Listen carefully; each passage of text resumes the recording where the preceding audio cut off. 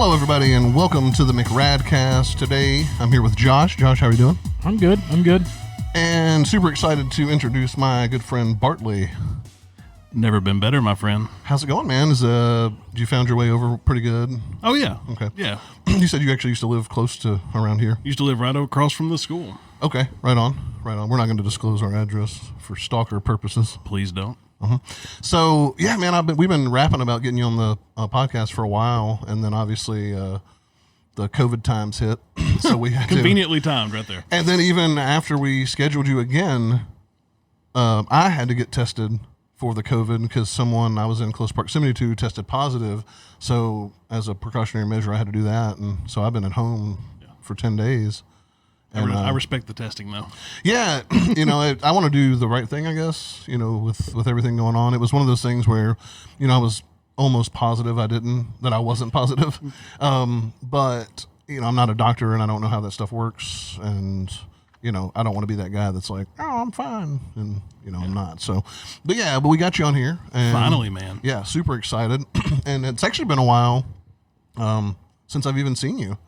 Yeah, it's been too long, dude. Probably just one of those random times I walked into the computer shop when you were there, but that's been almost 2 years. Yeah. So, geez. I know, man. It's same sad. thing. It's not as long as with Keith, who was on our last show, but it's kind of a common theme. That's kind of why we started the podcast. Yeah, is like to talk to people, but also to like kind of reconnect and It's a great idea. Yeah, I like it. I mean, I've turned into a hermit myself. Yeah. Well, and the theme stays true. McCaskill is a piece of shit. He doesn't contact his friends very often. That's true. Yeah, that's true. I'm 100% on the same court. But I mean, at the same time, I'm also 38 years old, and so are most of my friends, ish or older. So it's like, I mean, we don't do anything, like Yep. Yeah, all my fun days are completely. It's when people are like, "Oh, you just sat at home." I'm like, "Yeah, absolutely, I do." And it's wonderful. Yeah, I love it. So what have you been up to? What's the dude? All I do is like, I work for before COVID happened. Like I still worked from home. I had a remote tech support job for a cloud-based real estate company, which that's a mouthful in itself. Oh yeah, and that turned into a new position, which is in website and CRM compliance. Okay. So all day long, I'm checking websites to make sure information is correct. I'm working with state brokers and broker teams. A real estate agent says this information isn't correct on my website. I get to the proper channels, get it fixed. Yeah. super fun, exciting times. Before I left my previous job, I was doing I had an analyst position, which is like a catch-all for a lot of stuff, but specifically it was a process improvement analyst. Okay.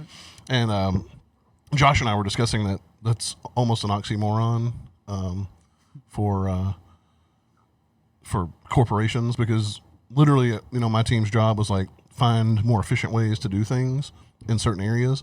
But when we did, people were like, "Oh, well, we can't do that." We're like, "Why?" They're like, "Well, it's just not the way we do it." And I'm like, "That's literally why we exist." Yeah. I hear that a lot. So, it was the idiocracy thing. Yeah, Rondo. It's what plants crave, and you're like, "But it's got electrolytes." Water, and you just run in a circle. Mm-hmm. So, and that's not why I left, but it's definitely one of the things I don't miss about that. And plus, I was just like, I was kind of like a database guy at the end of it. Like I was just doing database maintenance, which is, I feel you, not super fun, but I was learning like SQL and stuff like that. So I was learning some skills, but it's definitely not exciting. No, it's not. I've learned to find an odd piece in it. Yeah. And thankfully podcasts like this exist and music. So I keep my own thing going while I do my work, and it makes it a lot less monotonous. So this didn't really affect you much outside of just, when you go somewhere to shop or whatever and things like that. Like my day to day, as bad as it sounds, it hasn't changed one bit. Yeah. If anything, work has gotten busier. Right on. I'm the exact same way, actually. Yeah. Well, other than you actually work out. Yeah, I work outside, but I haven't missed a day of work because of this. Sure. Well, I did one because we thought you might have been the COVID, and but other than once we figured out you were like over a week away from contact of the person, I was like, yeah, you ain't got the fucking COVID. Dude. Look, I'm going to be honest with you. If COVID was the thing that took me out, I was going to be pissed. Oh, what a shame. Because you know how many, like all the shit I've been through in my life, all the partying I've done, if that is the thing that killed me, or I mean, it could still happen, I guess, potentially, but like, I'll be pissed. Like Yeah, that's not a great way to go. I don't even believe in like ghosts and stuff, but I'll haunt the shit out of somebody if that happens. Please haunt me. I could use some paranormal activity at the house. I'd be the best haunting ever. You just show up like, hey, dude, what's up? You're like, oh, this is kind of scary, but what's up? Hey, man, how you doing? So we kind of were wrapping a little bit before before we started recording, and I feel bad still because we ordered food, and I was trying to. We thought we were. I didn't know what time it was really, to be honest with you. 'Cause once again, I'm a piece of shit. Yeah. And so I thought it was much earlier than it was. So whenever you showed up and the food hadn't gotten here yet, I was like, oh. Yeah, and I'm rushing trying to get here because I was thinking I'm running behind. But then Bart, I did give you a taco at least. You did. It was And delicious. Some chips. So. And I ate most of your salsa because I'm rude. No, it's all that. Yeah, it's all you, man. I wanted to eat all of it. Yeah, no, You're you should. allowed. We'll allow it. So, yeah. So usually I'm a better host than that, I think. So I You're the apologize. best. These beers are pretty good. We're enjoying Dogfish Head Sea Quench Ale, which is a session sour. It's got limes and shit. That's what it says on the can. Limes I mean, and it's shit. like a craft limerita. Right. So, which brings me to one of my favorite quotes Okay. by you ever. And it's one of my favorite quotes of all time. Oh, and this is this might incredible. not land near as well with everyone as it does with me. But when when Leinenkugels launched the Summer Shandy, or at least when, I don't know if it was when they released it or when we in West Tennessee got it. Yeah. It's been many years ago. Yes, it has. You and I enjoyed one at the same time, or I had one and you tried it or something. But we both tried it at the same moment. And you took a sip and said, well, it's no Mike's. And I think about that on a regular basis. Oh, that's great. Yeah, it's no Mike's. No mics. Dude, I'm not going to lie. I love my IPAs, my double IPAs. I like strong beer. But a Mike's Hard Lemonade is the shit, dude. I'll drink a Mike's. It is. Yeah. I can't do it. It gives me like weird heartburn issues. Oh, bring it on, please. Like, yeah. So, that's interesting you say that because I don't know what happened. Like if my palate just completely did a 180 or something. Because I used to love IPAs and super hoppy and citrusy beers. Something happened, man, and like I have to be in a mood for them now. That is such a shame. It is because I genuinely loved them, It breaks my heart. and now it's like Well, it's actually similar. I used to be really big in porters and stouts and all that, and now I have to find kind of flip-flopped. just the right one. yeah, now I've flip flopped. So the excuse me, but yeah, it's not that I don't like IPAs. Like I'll still drink one. It's not I'm going to drink the beer, but Yeah, you still it's have as just- much of a taste for it. yeah, man, it's like I don't seek them out anymore. Yeah, but porters and stouts on the other hand, which I've always liked as well.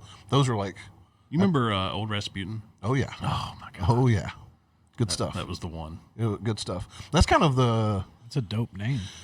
Well, there's different. So porters and stouts kind of come in different varieties as well. Obviously, so you have like the kind of the more I call them like dessert type Yeah. beers with the vanillas and, they got the sweetness in I love there. a vanilla porter. and the like oat mills and the milk and all that. And then you have some porters and stouts that have that like smoky gnarliness to them, and they're wonderful. And I think there's a place for both of those. Did you ever have the Yazoo beer named Sue? Yes. Dude, it was like What was it? Barbecue in a bottle. Yeah, I think it was that's a quote by you, isn't it? Yeah, it was like drinking some ribs. Yeah. like that's. I was like, whoa! It's like it's such an assault, but at the same time, you're kind of like, I'm gonna drink another drink of it. Like, Yeah. and then you kind of go, okay, I'm drinking this. It's really But- hard to qualify that one because it does have such a unique taste. But it's definitely not like you're gonna sit down and drink a 12 pack of that at all. Like if you do, you are. Yeah, You're hardcore. Something's going on. With Yeah, I your, couldn't do that. something's up with your mouth. Yeah, we need to help you. We need an intervention. I'm just bro. drinking barbecue beer over here. I rarely sit down and drink a lot of beer ever. Here lately, I don't know what it is, man. Those natter days, I will smash a 12 pack of those things. It's basically the beer version of Mike's Hard Yeah, Lemonade. exactly. Yeah, no problem there, dude. I have a thing for ice beer. I think we talked about this. So, A what now? so you know that. So any ice beer like Bud Ice. Oh, or- okay. Yeah. they're higher alcohol. Like they're on the verge. So I don't know what Tennessee is anymore, but used to anything that was 6% or higher had to be sold in liquor stores. Yeah, 100%. That has changed in some capacity, but I don't know exactly. Probably Because now because of wine. Because wine can Yeah. be sold Yeah. in grocery stores and stuff. But Bud Ice was like 5.9. Natty Ice was like 5.7 Yeah, a or lot of them have been 5.9. altered. Like what's that shit? Four Loko. Like there were lower alcohol versions, whereas the Well, didn't they, like, real Four Loko was like 10 or 12% alcohol. Well, yeah, didn't they have to didn't they regulate them, ban them in certain states because kids were like getting dying? If basically? they hadn't, they should have. So I think there was a whole thing where they were like banning them. At certain states were like, we're not selling this shit. Yeah. Tanner gave me a beer one time and didn't tell me it was like a 10 or 12% beer. I was like drank the one and I drank it pretty quick and I was like, damn son, I'm a lightweight now. I don't understand what's happening. And he was like, I got you good, fucker. And I was like, ah. That sounds like a great surprise. Yeah. So It was pretty awesome. most beers you can tell if they're higher gravity. You can generally, not always, but you can generally, that's a little heavier or whatever. There's a few though. Like, are you familiar with the Delirium beers? Yes, I am. Like, I'm sorry, is it? Yeah, Delirium Tremens? Nocturnum is the one. Nocturnum, okay. So Nocturnum is it's like a 10 or 12%, I think. But man, it drinks so smooth. It's it almost has like the fizziness of soda. Is the only way I could but it's like a darker kind of a malty kind of thing going, like not sweet, but on the verge of being sweet. Sounds good. And dude, you can smash those things, but then they're like 10.5 or whatever percent, and you're like, oh my, like Jesus Christ! But they don't taste like they are. Like the Tremens is good too. That's a good. Yeah, that's the one. I'm definitely familiar with that one. And they also have really cool bottles. Yes, like they have those like white, like speckle. Yeah, and the foil and all that. But yeah, my taste in beers have definitely like shifted over the last few years for whatever reason. I need to branch out more. I really do. Some days I'll be in a mood, like I said, for a Busch Ice or a Bud Ice for whatever reason. That just sounds good to me. But for the most part, I'm chasing some type of hop. Sure. And so I had this discussion with my old boss, he's awesome. One of my best bosses I ever had, and he brews his own beer and stuff. So he would, we'd talk about beer and the kind of the science behind it and everything. But me and him were talking about how, and I've probably talked about this on the podcast, so apologies for regurgitating stuff because we're unoriginal. But the people that like the like craft beer, like elitist, or be like, oh, domestic beer, and you're like, yeah, whatever. Like, there's a place for Budweiser. There's a place for those beers. It's I think for me, it's like if you're out on the lake, and it's just like drinking some beer and having a good time. Like, I don't see me like reaching for an IPA. Jesus, could you imagine being on a boat on the middle of the lake, hot as fuck right now, 100 degree heat index, chugging a Guinness or be something? Like, let me get that double stout over there. Yeah, but a Natty Light. If you get some pond water in there, it's going to taste the same. Yeah, you just want a beer that tastes like a beer sometimes, right? Yeah. But what I was getting to, and I know I've talked about this, but whatever. The quality control that those big breweries have, like Budweiser. Do you know how much Budweiser they fucking brew? I can't imagine. Always tastes like it does a Budweiser. You know what I mean? Yeah. That's impressive. Yeah, I get that. And so there's something to be said about that. But at the same time, it's not. It's not my go-to. Like I'm definitely going to look for the micro brews or the craft stuff. Something I've been seeing, and this is kind of new to me. It's probably not new at all, but you'll see craft pilsners and just craft basic lagers.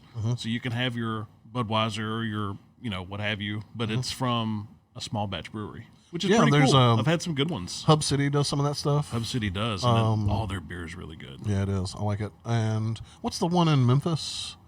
There's real big? Damn it. I've got one of their beers in the fridge right now. Ghost River. Wiseacre's who I was thinking of. Yeah, I was thinking of Wiseacre. Wiseacre I've as got well. the Zippin' Pippin IPA in the fridge right now. Wiseacre, and then Ghost River also has, they have some. And then Yazoo is out of Nashville. Yeah. The Yazoo breweries, have you been there? I haven't. We should go up there, man. It's really cool. Let's go right now. It's super cool. I don't know if they're like, get out of here, Corona. Probably. That's pretty much how the whole Speaking world of beer, is. and I don't know how much truth there was to this, but I've heard it from several different sources that when the coronavirus became a thing, Corona beer sales dropped. I've heard that too, but I don't know if it's real. In my mind, I'm like, there's no way. But then you look around at how dumb stuff is, and you're like, that's probably a thing. There was a thing that the main bottling plant or whatever had to shut down, and they were like, well, it's because it's called Corona. And it's like, no, it was just because they had a Corona outbreak. Yeah. Turns out. But like when it initially happened, they said there was like a drop in sales. It's such an unfortunate name. God. It's like, I mean, well, at the end of the day, that just goes to show you the intelligence of the human race. oh yeah, they're like, I ain't drinking no shit. Yeah. It's got Corona in there. Yeah, we should all just go buy more Corona to make them stay awake and like afloat, just to make sure they're around later on. If I don't hate a Corona beer. I like it. If my buddy Lum is listening to this, he will fucking talk so much trash about Corona beer. Like he's like, it's the worst fucking beer on earth, and I'm like, I don't know, there's probably worse beers. Oh yeah, not a Steel big Reserve is way worse than all of it. That's my shit. I do like the Steel Reserve. My go-to was always like cheap beer was always PBR. Oh, I always saw my granddad drink it. It was cheap, and it was PBR is such a weird beer because it's the hipster beer, it's the cheap beer, but it's actually just a good. It decent, wasn't the regular hipster beer though. For the longest, it was just poor people beer. Yep. And Yeah. like my granddad always drank it. Like I remember as a kid, my vision of like what manhood was my grandfather who would like ride around on the lawnmower with like his shorts and some like black socks and sandals, and like it's a big like wicker looking hat, and a tall boy of PBR, and he would like no shirt. He was like, and he had like that gnarly like Brillo pad fucking chest hair going, and I was like, one day, my friend, one day I'm gonna get you on a mower soon. I got goals, man. I gotta stop mowing the yard so often so you can do it. Right. So, for me, it was always just like, well, we were kids. We didn't have any money. We were trying to get beer. You just buy whatever. Yeah. Well, that and fucking Milwaukee's Best Milwaukee's and fucking Best. Keystone and. It's terrible. Do you remember Red Dog beer? I do. Yeah, some of that. I remember the beer and the bar. Oh yeah, my dad frequented that bar. Mine probably did too. Yeah, he kept the lights on there, I'm sure, for several months. But yeah, beer's good regardless. I'll drink is. it. If there's a beer in front of me, I'll try it. I tried this. Chances are I'll finish it. Lime and salt and lime peel. Yeah, it's got all the lime in it. I drank the hell out of it. It was It delicious. says lime. It says, I seriously wish it had said limes and shit. yeah. There you It go. says lime juice and lime peel and black limes and sea salt. What was that on Chappelle's show? Super When racist. the toilet bowl cleaner, it's got enzymes and shit. I don't remember what it was called. Anyway, but yeah. So what? Another thing that we connected on early on was our love for movies, particularly of the horror genre. Definitely. And your love for horror and your knowledge and kind of expertise in that genre goes way further than mine. I'm more of a classics kind of guy. Not that I don't like some of the newer stuff, because I definitely do. But horror went through this weird transition, and I'm sure that every generation has said that. But like, I got so tired of the new horror movies. I'm putting this in quotations because I'm like, and it was really just like a really shit story with a bunch of jump scares in it. Yeah. And those are terrible. And those are still out there. Yeah, and they're still coming out. Like jump scare. Now, don't get me wrong. Like a jump scare in a good movie can still happen. Like you still want that every once in a while. Like, and you can probably name every classic slasher flick. There's tons of them, but I don't know. There's like some element missing. It was built differently back in the older generation for sure. Now they don't build the tension well enough. It's just a louder noise quickly and then something jumping on the screen. Whereas they like slowly built to the jump scare and like built real anxiety a long time Another ago. thing I'm not even a horror buff guy, but those points of anxiety were memorable. Those are the things I like the most. Those very atmospheric, like you make you uncomfortable. Yep. Yeah. That's what I like in horror. You want something that's going to stick with you past you just watching it. Because it literally like makes you feel something, not just oh, it was just a cat that time. It wasn't really the killer, or the thing fell, but then the killer comes out and it's the same jump scare, and you're like, okay. Have you watched Haunting of Hill House on Netflix? It's like a show or whatever on Netflix. It wasn't like grade A awesome, but it was pretty good. The story was pretty good, and they did a fair amount of jump scares, but they built a lot of tension in the show, and it wasn't really that scary at the end of the day. It wasn't like a horror movie. It was just like this weird house or whatever, and then this family is trying to maneuver through it or whatever. But like I thought they did a really good job of building the anxiety over time. Did you check that one out or No. So I was aware that it was a show, but that's I just looped it into it's another show I'm not going to watch. Well, I tried the hype train for American Horror Story was like forever, and I didn't. And I tried to watch the first season. I thought it was terrible. And everyone raves about it, and I was like, okay. See, I've wondered about that too. I wonder if people that don't watch a lot of horror movies, that may be the scariest shit they've ever seen, and they can't get enough of it. Like for me. Also, let me backtrack a little bit. Yeah. I'm saying this as just a personal opinion. I'm not saying this as like some authority on like what's good and what's not. Oh no, definitely. But I don't know, man. Like I heard so many different people say how badass it was. I was like, all right, I gotta check it out, right? Yeah. And I've watched some of every season. I got like 36 minutes into the first. No, I finished the first episode and got like 30 minutes into the second one, and I was like, this is not good. Yeah. Like I just don't like it. See, now the first season was kind of weird because there's a lot of establishing story, and then the moments just kind of happen throughout. Like, it's been a long time since I've watched it, but there are some pretty good moments, and stuff builds up towards the end. Every season's kind of like that. It's just a network show, and it's hard to nail a network show like that. Sure. For horror specifically. Yeah, and you can tell they're trying to do within the constraints of the rating and all that. But I mean, was it I think Roanoke?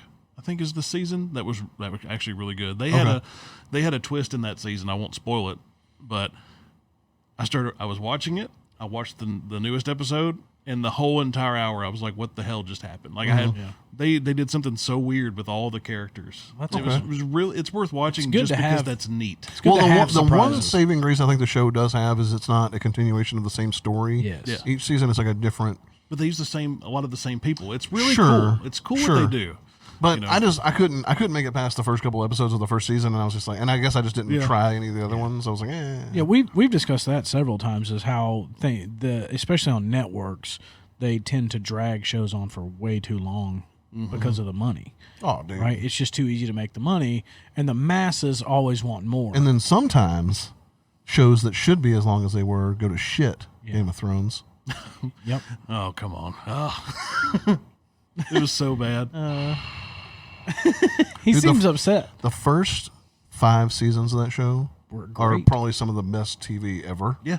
6 and how many episodes? How many seasons were there? 7, right? There were 8 seasons. 7. 7? I think there were 7. So the first 4 seasons were solid as fucking steel. Well, that's when they ran out of books. And then 5 was like that's what it was. 5 was like and then dude, it was just like, what the fuck is this? Yeah, like I tried my best to not be mad because I knew that's they were going to basically give where me, I was. I was just trying to enjoy it in the moment, which was still hard. Yeah, it was tough sometimes for sure. But Clegane Bowl, dude, you've been teasing this perfect fight, this perfect scene, the entire run of the show. Yeah, it was a pretty good. That was a decent. Like, and the only reason I say that is because it could have been way worse. Oh, well, because all the shit. It could have been worse. Because all the shit that happened around. And Cersei by the way, and Jaime. By the way, what the fuck was that? By the way, spoiler alert: if you haven't watched Game of Thrones, because we're probably going to spoil some stuff. If you don't want that, then pause for a minute. But, like, dude.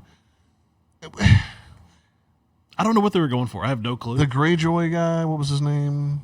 Theon. Not Theon. Oh, you're talking about the asshole. The uncle. Oh, the pirate. He was such a badass in the books. Like Euron? I think so. Something like that. Yeah, I tried to blink a lot of it out of my memory. Such a badass. In the books, he was like this warlock that used like blood magic to like. That's how in the book, it was like he could sail way faster than. Like, he could get places way faster. Because that was one of the things where, like, how the fuck did he get from here to here to here? And I was like, well, in the books, he actually was, like, this warlock-ass character who used, like, this blood magic or something to, like... Which they showed in the show. But they didn't really explain, But they didn't show him using that's why, he, whatever. But either way, I was like, okay. But then his character was so fucking cheesy. He was. I liked him, though. He was just the guy. And then, dude, one of my favorite characters was I keep blanking out on the names here. The fucking the redheaded Viking looking dude. Oh yeah, I know you're talking. Giant. I can't think of his name either. Giant's Bane. Mm-hmm. Yeah. Anyway, my memory is by the end of it, he was just like one liner after one liner, and I was like, he was basically just crushing on Brienne the whole time. Please move on. Which was awesome in the beginning, but then it was just like over and over and over. And then when Bronn of the Blackwater like completely bitched out at the end, he wouldn't have done that. No, he would not have done that. He was like, I'm going to be a fucking king, and I was like, no, you wouldn't do that. Like, he wouldn't do that in the slightest. I don't know what happened. Yeah, because he was like fake money hungry, right, the whole time. Well, he was He was like, that's I his got your character. back. He was like, I straight up got your back. That character was fake money hungry. He was a principled guy that pretended like he was just hunting and money then at the whole end, time. they just bitched out. Yeah. I was like, what the fuck? Anyway, so we're going to move on. Sorry. No. Tirade about Game of Thrones. I should have brought it up. It has to be done. But I don't know what the fuck. But yeah, back to our love of horror. So I've talked about this a little bit before, but for me, it came from like the classic slasher flicks. When I was a kid, I had a mom who didn't really regulate what I watched, for better or for worse. Love you, Mom. I turned out fine, and ish. Yeah. Let's not get carried away. But so I was, at a very early age, I watched, Texas Chainsaw Massacre. I watched Halloween. I watched Friday the 13th. I watched A Nightmare on Elm Street. I watched all these things. By the time I was 6 or 7 years old, I'd seen those. Mm-hmm. And at that age, even though they scared the shit out of me, I still liked that. I knew, I didn't think I did, but I did. If that makes sense. Oh, definitely. It's like when you eat something really spicy and you're like, it's hurting me, but I can't stop doing it. Gotta get more of it. That's how I was with horror movies. So, and I've said it before, my favorite of all time is probably the original Chainsaw Massacre. Yeah. Just because of the way it was shot, and after meeting some of the actors and them telling like how those things went down, I was like, that is so cool. And it's just one of those things where it just sticks with me, and for a lot of it's because of when I saw it. Yeah. Definitely. I was young, so. Yeah. Mine wasn't my mom. My parents were pretty lax with what I could watch because Dad liked R-rated movies, and so I got to watch the R-rated movies that he rented. So, grew up on Terminator and RoboCop and lots of violent action movies. He did not like horror stuff, so I couldn't watch that in the house. Thankfully, I had an aunt and a grandfather who did like that kind of stuff. Nice. So started along a lot of the same path, Halloween's, Michael Myers. Texas Chainsaw Massacre was actually a later one for me. I was probably 10 or 11 by the time I actually saw that. But it's interesting, and I love telling these stories just because it was such a cool thing to happen. You obviously remember Suncoast.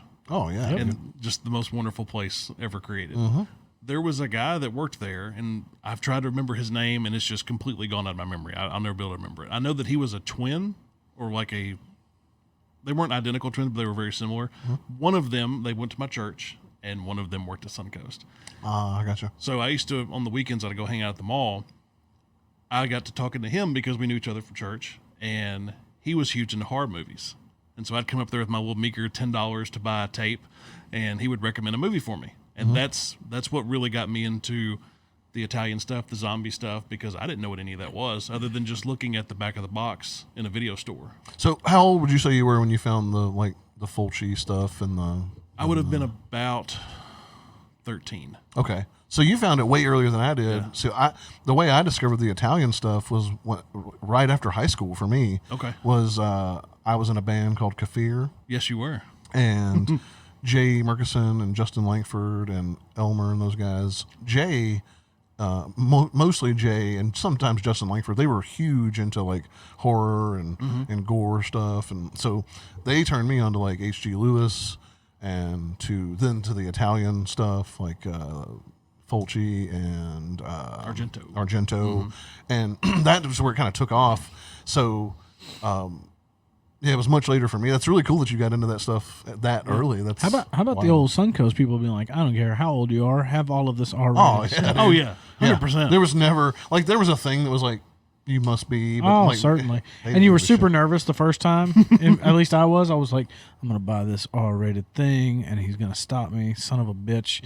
And you have all this anxiety as a young person. You're like, fucking, he's not going to let me. And then he lets you. He doesn't even bat an eye. Yep. And then after that, you're just confident as fuck every time you go to buy an R-rated movie. At that time, when Suncoast was there, I bet Mr. Bulky's was still in there too. Oh, at that yeah. time. It was. Had to be. Mr. Bulky's, KB. Oh, dude. That was the greatest time in our mall's history. And we can probably, if we had been this age, still had a Taco Bell and a Steak Escape and a fucking McDonald's up in there. You're going to make me start crying now.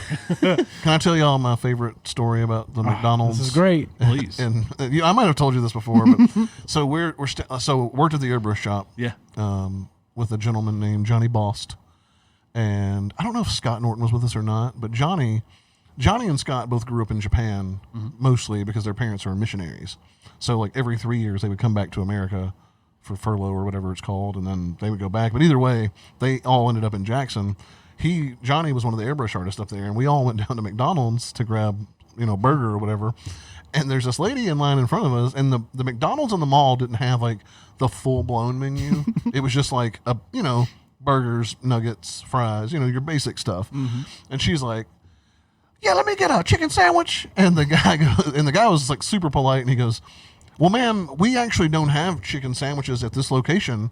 However, if you go right across the hall there to Chick-fil-A, you can get a chicken sandwich there." And she turns around, and we're behind her, and she turns and looks past us at the Chick-fil-A sign, like studying it, like kind of, puzzled. But if you go to, so many kind of wrap this back around, he's like, "So if you go over there to Chick-fil-A, you can get a chicken sandwich there." And she turns and goes, "You mean Chocofila?" Chocofila. And the guy goes, "Yes, ma'am." And I was like, and me and Johnny, and I think Scott might have been there, we were all just like, And to this day, Chocofila. I still call it Chocofila. Yep. That's great. That's like what we referred to Chick-fil-A as Chocofila. this Because she was kind of like, it was almost like she was offended that he mispronounced it. Mm. And then she was so confident that she was saying it right. And I love that he was like, this dude knew how to pick his battles. He was like, "Yeah, that's it." She's like, "You mean Chocofila?" And he goes, "Yes, ma'am." And she goes, "All right." Just walks off. And we're like, "All righty, Chocofila." But anyway. God, that's so good. So yeah, dude, Suncoast had, they also had like cool like figurines and shit and toys, and like it was just a magical place, man. I wish that I would have had more accessible money. Oh, of when that course, place was dude. still open. I remember, and poor Hannah has to put up with me saying this all the time because I'm still, like, I'm the guy that actually has a list of things that he wants to buy. Yeah. And I've had some items on this list for 20 fucking years. Yeah. Oh, jeez. It's like certain editions of movies. Mm-hmm. Like I've got the 1-disc DVD of this from Anchor Bay. Like I need the 2-disc with the CD. Like I get really obsessive. That's probably why I have so many movies now because I want all those things that I remember seeing in the store. Like I still want them. Are you doing okay? So, are you replacing anything with Blu-ray? Are you, or is the collectible value still? Is it kind of like record collecting, where you're like, no, I need the DVD set or whatever? The smart choice would be, okay, I've got this on VHS, I've got this on DVD, I've got it on Blu-ray. The 4K is coming out. The smart choice would be to replace a couple of them. I don't. Mm-hmm. I just keep piling them up. Yeah. But do you still seek out like DVDs, yes, for example? Definitely. Because there's still some collectability. Oh yeah. Because it's just like, collecting old vinyl. Like they have reissues of like every record you can think of, but it's still like getting an original copy of something. That's a thing. Definitely. Like I get it. And it's not silly. A lot of people think that stuff's silly. I think it's if you're into it and like do your thing. There's certain things that there's really nostalgic to me, and it's Anchor Bay and Blue Underground for one. Which Anchor Bay they still exist, but not in the same form they used to. Not the same little logo that we're used to seeing. Right. Blue Underground's still pumping out 4K discs now. Like they're going crazy. They're one of the first small batch companies to do 4K. But, so I don't think a lot of people understand this, and I always try to get this across to people in different ways too, because I see people do it with movies. I see people do it with gaming when they're like 4K this and that. I'm like, well, you realize you have to have the hardware to be able to do, like, you can't buy a 4K movie and it just shows, like, no, you have to have a 4K TV. You got to have the player and the TV and everything. So I don't think some people realize that. So it's like, and it's another thing with, and we'll get into this later, I think, with gaming, especially when people build a gaming PC and they get obsessive about that stuff. And I'm like, well, most games right now don't really support 4K. Like, and if they do, it's, it's getting better, obviously, but it's like, a lot of them will run in 4K, but the issue you run into is 4K is so demanding on its own. I know the Xbox One X, the PS4 Pro, they'll do like checkerboard 4K, right? But to run a PC game at 4K, natively, 60 frames per second on decent settings, like you're talking about at minimum needing a 2080 Ti to get any kind of good performance out of it. Now you can run games in 4K at lower settings, and have it playable, but then it kind of ruins the moment because you want to have, you build the computer and you're like, I want the highest resolution I can get, the best frame rate, the best quality. It's I rough. want function over fashion. Me too. If that makes sense. I'm a huge fan of I frame want rate the high over frame rate, resolution. stutter-free stuff with slightly lower resolution. Like I'm still completely okay with 1080p. Yeah. Like I'm completely okay with it. My sweet spot is 1440. 1440 is awesome. I love it. We'll get back to this. So Yeah, so I let's could go on for days. Yeah, so let's kick it back to horror movies. So I said this before, and I'll say it again. Damn it, John Carpenter's phenomenal. the GOAT, man. Like I don't think people realize. I don't think people, it's like, oh, Halloween. I'm like, yeah. Well, first of all, don't just say it like that because Halloween's one of the best movies ever made. Yes, it is. Period. Not even, and I'm not saying it's one of the best horror movies ever made. No, it is one of the best. One of the best movies ever made. And I had that moment, man. And I've said this a million times too, but I had that moment watching it in my 20s where I was like, and I might have even been 30 at the time, and I was like, I was watching the movie for the, how many times I've seen that movie? Hundreds of times in my life, and the credits roll, and usually I've already turned off the DVD or switched channels or whatever, and I'm watching the credits, and it says The Shape. I was like, wait, what? And then I realized that they don't even bill him as Michael Myers at the end. And then that's when it really made me go, oh, like Michael Myers really didn't exist anymore. Yeah. He was like the pure embodiment of evil. He became an entity. And that was like, It's so cool. it blew my mind. I was like, John Carpenter. And then if you want to talk about The Thing, like, man. That's a brilliant concept. So, it's a remake essentially of an old 50s. It's a completely different movie. But, dude, that movie. You want to talk about building up tension? Oh, man. Oh my God. Blows Just to finish. my mind. Paranoia is a wonderful way to build tension. Yeah. It is. Yeah. Like dude. just to assume that anyone could be the Thing. There's also something about that era, because that would have been, 82, I think, when The Thing came out? Ish. There's something magical about that era of film. I agree. Where they didn't use a ton of CG. And I don't just mean horror either. I mean, like, dude. Everything from the hair, The the clothes, action all movies of back it. then, like, dude, watch Commando right now and don't get a boner. That's what I'm saying to you. You can't do it. That movie opens with Arnold carrying a tree. Not a limb, not a trunk. Like, he's carrying a fucking tree. Well, yeah. And you're like, okay. He's got to, man. You've set the tone for this movie. Let off some steam, Bennett. Yeah, there's a guy wearing chainmail, like a chainmail tank top. You know, my favorite scene from that movie, when he gets on the plane and he breaks that poor son of a bitch's neck, and it sounds like he's ripping a head of cabbage in half. Oh, yeah.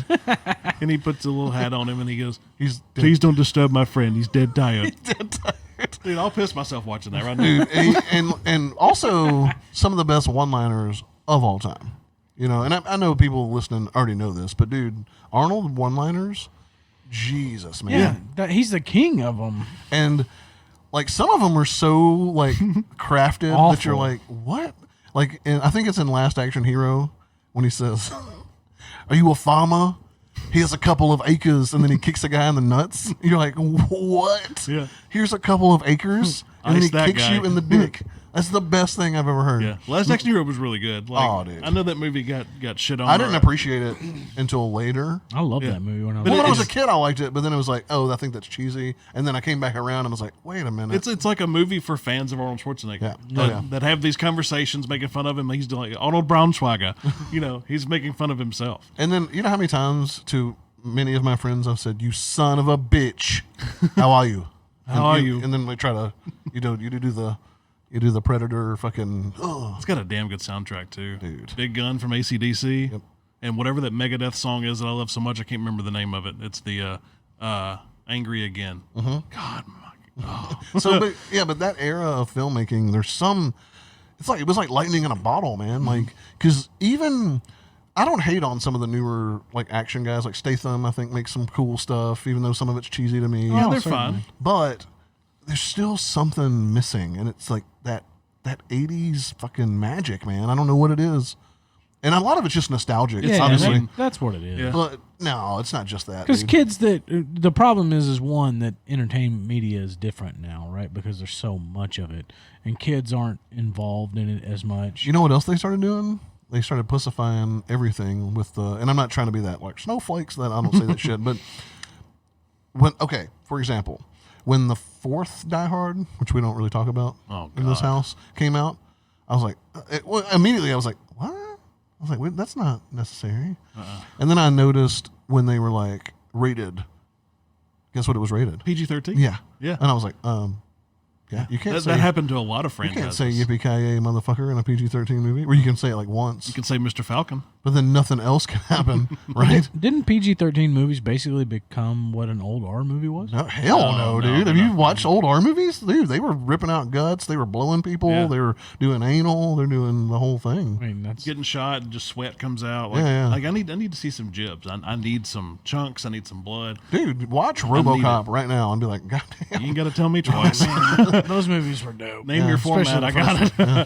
Paul Verhoeven, though, that dude was Master. a badass. I didn't see the new one. Was it awful? I actually liked it. I think, did we watch that in the theater together? We may have watched it together. I was not pleased with it at all. So it's definitely not like oh, this holds up at all. But it was like, oh, okay. Like, See, I'll be that guy. here's my thing. I was like, if he doesn't say dead or alive, you're coming with me, and I was like, then I won't like it. And he said it almost at the very end. He said it. And I was like, Yeah. They had the scene with Michael Keaton, like they had his suit all prepared, and they're like, I can't remember his exact line, but it was the original RoboCop colors are very similar to it, and he goes, "Nah, make it black." I got so pissed. Like, you just shit on the original RoboCop costume. What are you doing? Yeah. Like that stuff. and you know the scene. I'll hold a you know grudge. the biggest scene that was missing. Bitches leave. Speaking of, you guys couldn't remember if you saw it in the theater or not. You and I basically did this today where we were like, we should watch this movie together. And we rewatched Baby Driver.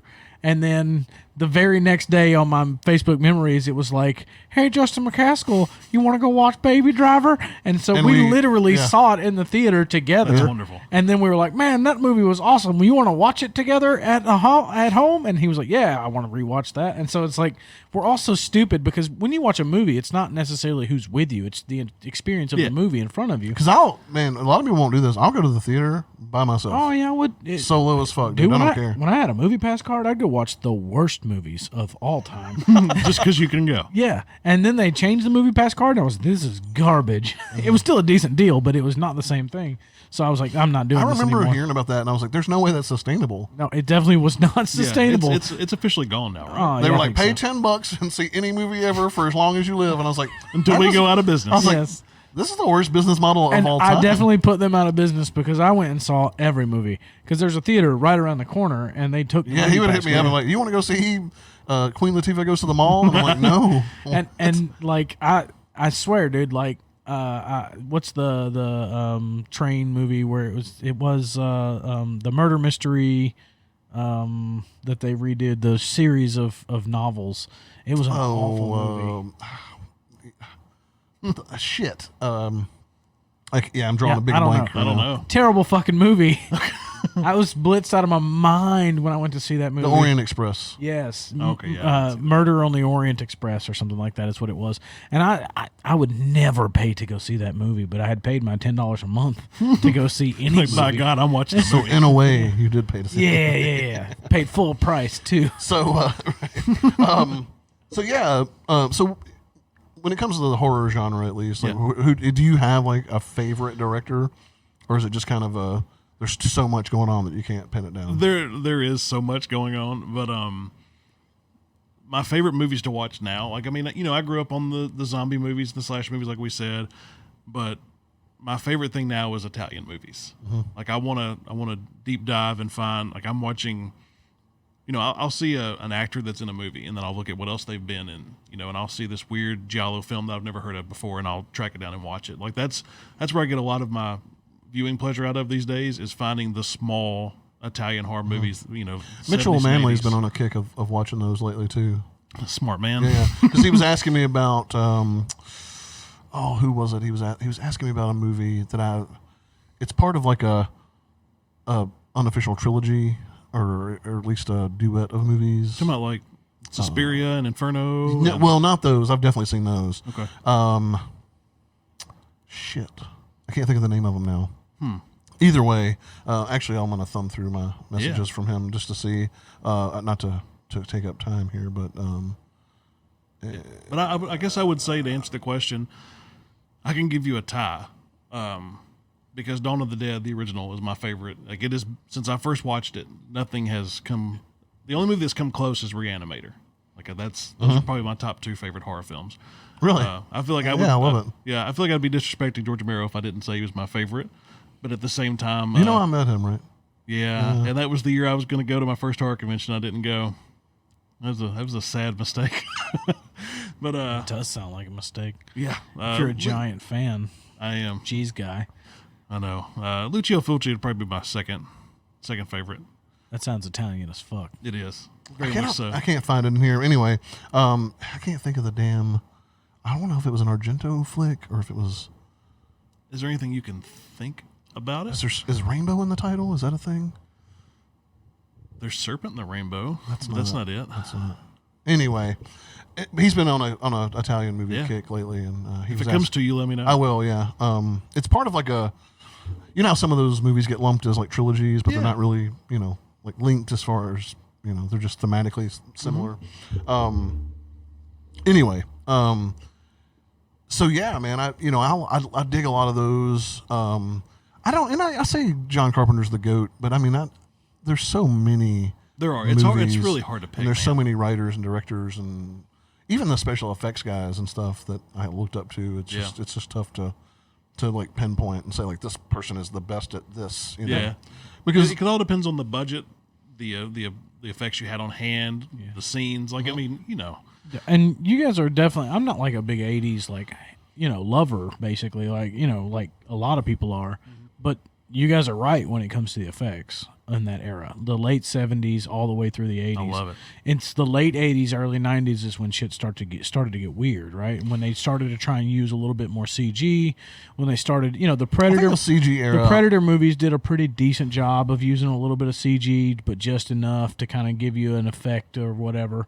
And then really Jurassic Park was the first one that really got it, right? Yeah. And so, but there's so many that tried and didn't get to that Spielberg level that just fell so flat with CG, and it's like they abandoned too many real life effects, practical effects. It's a shame too. Like, you can have some CG in modern movies that have, if you.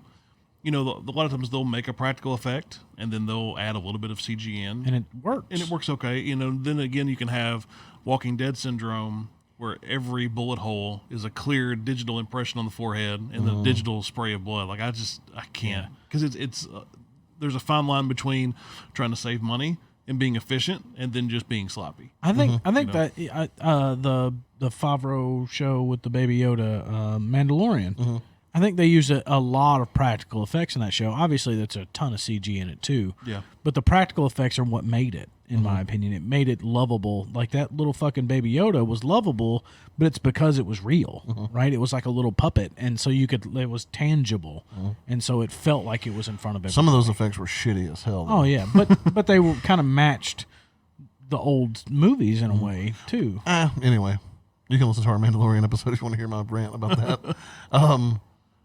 But no, I think that it's weird. Like, we didn't talk about this with Keith, and I wanted to, so I'll bring it up now. Did you ever get into any of the trauma flicks? Yes, I did. I was like obsessed. That's going to lead to a story. Funny enough, so. That was my first tattoo. Yeah, was the Toxic Avenger, and I remember almost using those movies as kind of a litmus test as to like if I would think you were like a cool person or not. If you could stand it, because people that didn't understand that trauma movies were like purposely like terrible, but hilarious and like and in their own right like good movies. Not everyone, like when you say trauma, there's like the trauma distribution, and then there's like the actual like Lloyd Kaufman, Sergeant Kabuki and Toxic Avenger, and there's Romeo and Juliet, Terror Firmer, so many. Now one of my favorites is Combat Shock or American Nightmares. Yes. Dude, I love that movie. Surf Nazis Must Die. Yes. I've seen that. Hell Comes to Classic Frogtown. Nukem High. Yeah. Oh, dude. Nukem High. That's so. Oh man, it's so good. I've got all those on DVD. Yeah. I've got the Toxic Avenger box set signed by Lloyd Kaufman. Oh, I'm aware. Yeah. Were you there at that? No. Okay. I did meet him though. Yeah, he's such a cool guy. He's also like a major league dick. Like there's Oh, really? Yeah, dude. Like on the He was nice to me. So no. He's super nice to fans and stuff, but on set, so you have to understand that like their budgets only allow them for like they have to be on a really tight schedule. It's like guerrilla filmmaking. Yes, and so if shit's not happening like the way it needs to happen, he'll like flip his shit. And he's a really smart guy. Yeah. Like he went to like Yale or he went to one of the Ivy League schools, which is hilarious because he makes. Terrible movie. He makes the fucking most smutty, like just what you wouldn't think it was this guy making them. Yeah. And there's a behind this I've got all the like special editions, so you have all the like making of documentaries and stuff on there because they film everything. And there's a scene where like shit's not happening the way it needs to happen, and he's like, "Get the fuck out of the shot now!" He's like, "I can't believe I'm wasting my fucking 160 IQ on this bullshit." And you're like, Did he just yell his IQ? I mean, if you're going to insult somebody, that's a good way to do it. Yeah. And it was just like, okay. And they're like, okay, Lloyd. He's like, don't say okay, just fucking go. You know, he's flipping out. It's great. Dude, Sergeant Kabuki, man, NYPD. Yeah. What was it? 16-bit sushi? Oh man, Because you remember they would show all the trailers, you know, when you bought the tape or the DVD, and so you get to see like they're marketing all of that over and over and over. Yeah, I got on. So you could probably still get on Troma's website and buy cool stuff, but you used to be able to buy these like random poster packs, and they weren't like full like one shots or anything. 'Cause those things are huge, but they were movie posters, but they were like the smaller, like 11 by 17 or something. Yeah. And it was just like 50 random Troma thing, and I've got like a whole portfolio of those. And I used to put them on the wall and just give them to people and whatever. So I'll try to find some. Yeah, because I'm currently, you know, we bought a house last November. Okay. And first house. Congrats, or I'm sorry, I don't know. Oh no, it's very much congrats. That's awesome. Good deal. I'm one of those guys that actually set a 5-year plan, and every single part of it worked out up until like the last month of the 4th year. Like it actually, that's when I bought the house, was like right before it was about to end. So that I can at least say in That's my impressive. life I've done that. Good job. That's one of the things I've been able to do. But since Hannah's on board with all the horror stuff too, I'm basically just decorating the entire house in all of my horror stuff. Nice. Like I'm eventually going to turn it into like a museum, I guess. But I love it. I've got It's like Rob Zombie's house or whatever. It's the dopest wish. Halloween I house wish. of all time. But that leads to like a very small rant. So I seek out and buy one sheet posters. You know, I like having the original theatrical posters for quality movies and also for shitty movies because you know that's just what I Like the full size, like yeah. the badass ones. Yeah. Here's the annoying thing. So the standard size poster now is 27 by 40. You know, if you buy a full size theatrical poster, that's what it's going to be. You can get frames for those for around $20 at Target for decent, halfway sturdy frames.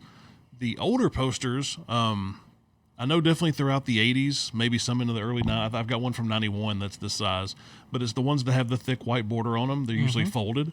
Those are 27 by 41. Yeah. Oh, The price on those frames goes up to like $80 for the cheapest ones because you have to get the frames then that you screw into the wall or drill into the wall, and then you have to fold them over. Yep. So I have a stack of posters. I'm talking about I've got an original Fulci Zombie poster. Ooh. I've got Sonny Chiba the Street Fighter, Lone Wolf and Cub. I've got all because I'll tell you I didn't buy all those, but now I'm having to spend $80 a pop on a fucking frame. Takes time. And it kills me. yeah. Takes time. Because you're thinking at this point, you're like, there's clearly enough of these in production. You know what I mean? Like, Yeah. I don't know. People buy old posters. Yeah. It seems weird that they're that much. Yeah.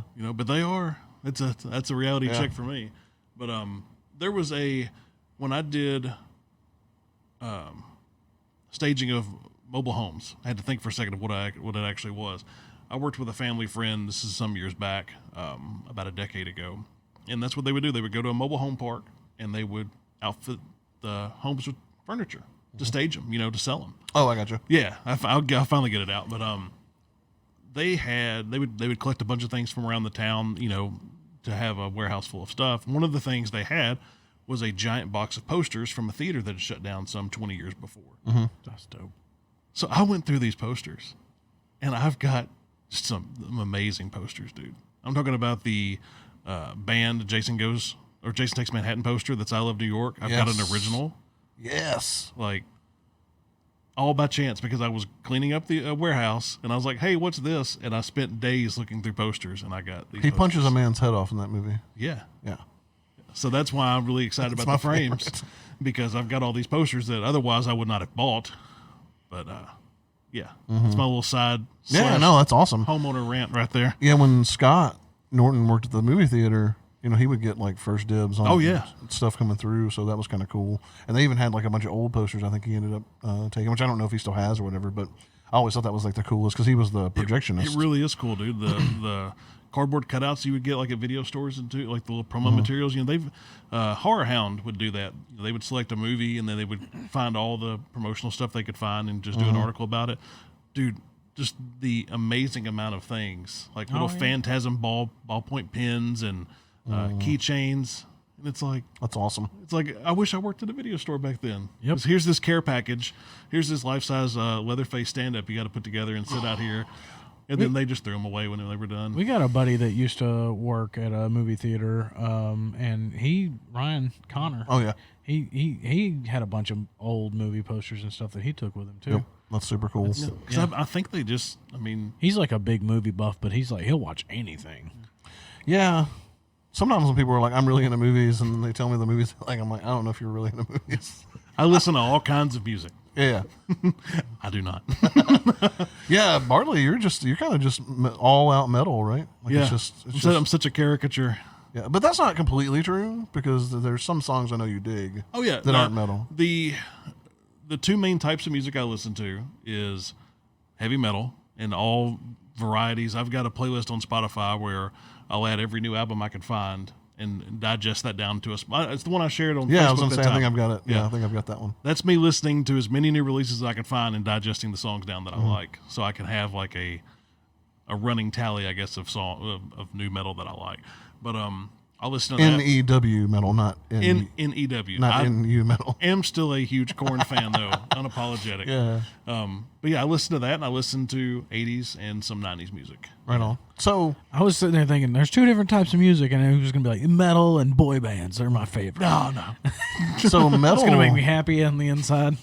Like I like metal, but I think my metal taste was more on the thrash side of things than like I got a lot of friends that love like death metal and black metal and all that, and just never. There's some stuff that's like I've kind of black metal's been the one that I've always been like, Yeah, I like. But there's a lot of black metal. There's a couple things that some buddies turned me on to, like Wolves in the Throne Room.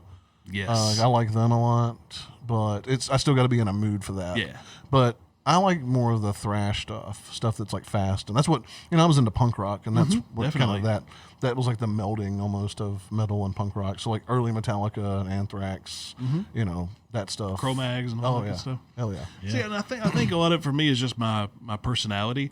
It's the same way with movies. I listen to the big Metallica albums, Korn, Cold Chamber, whatever's heavy at that time period. Just like you watch the new Halloween movie comes out or whatever. You watch the new Horror, the new Scream movie. But then I just keep going, and like my desire to find something new never stops, and that's how I end up in these areas. Yeah. Well, what's weird is, and I know you genuinely like heavy music. Yeah. Have you ever had the thing where someone's like, "Oh, I love heavy music," and then it's like, it happens five-finger death all punch or the something, time. and you're like, what's that meme I sent you the other day? oh, I can't remember. Oh, it's too good about the guy that's like, hey, may I please hold your dick? And it's like guys that like five-finger death punch. I'm gonna take this moment to apologize to Sam, Gary, and Jordan that I work with because I give them shit constantly. Well, here's the thing, like. It's whatever. Like what you like. Yeah, like, definitely. If I make but fun quit of shit, liking five-finger death punch for fuck's sake. If you like them, then fucking. I'm going to stand hard on this one. Fuck those guys. Either way, I haven't heard enough of them to even know. I don't think I've ever heard a five-finger death punch song. There's on whole, purpose. There's anyway. whole areas of that music realm, I guess, that I just don't even associate with. My point though was when people were like, "Oh man, I like heavy music," and then it's like Kid Rock or something. And you're like, well, that's not. Allow me to ruin your day. You're like, what are you? Yeah, because for me, heavy music is like that old crust stuff I used to listen to, like His Hero's Gone and From Ashes Rise and shit like that. So when they say heavy music, I'm like, oh, you mean like? In fact, you know what? We'll do this on the podcast. Do it on the podcast. So are you familiar with a Memphis band called His Hero's Gone? I don't think so. So they were like crust punk, basically. Okay. Like they were the original like kind of anarcho, like just crusties that, you know, they kind of lived as a collective and shit like that. Like they were just like those, you know, like undesirables, so to speak. Now, but, when were they a thing? 90s. Okay. Like mid to late 90s. Yeah. I was still listening to Korn and Aerosmith. I didn't find them until later. But I was mostly mainstream. I think a lot of kids are mostly mainstream when they're in their teenage years, and then as you get to your older teenage years, you start to feel like mainstream's lame, and you got to go somewhere else. Gotta go hang out with the skaters in the quad, you know. Yeah, and you gotta go find indescript music where people. It's probably gonna give us an ad before this, but I can't believe I'm about to play some His Heroes Gone on the podcast. Do it, man. So when I say heavy music, this is what I mean.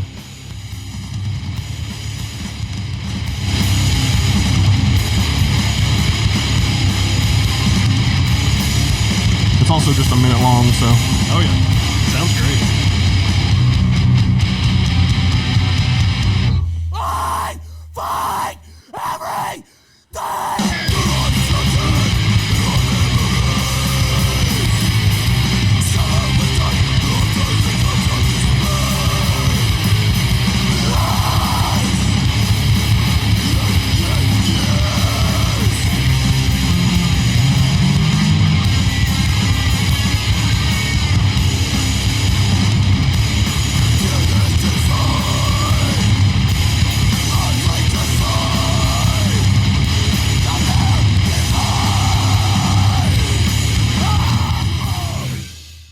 So that's what I mean when I say that was fun.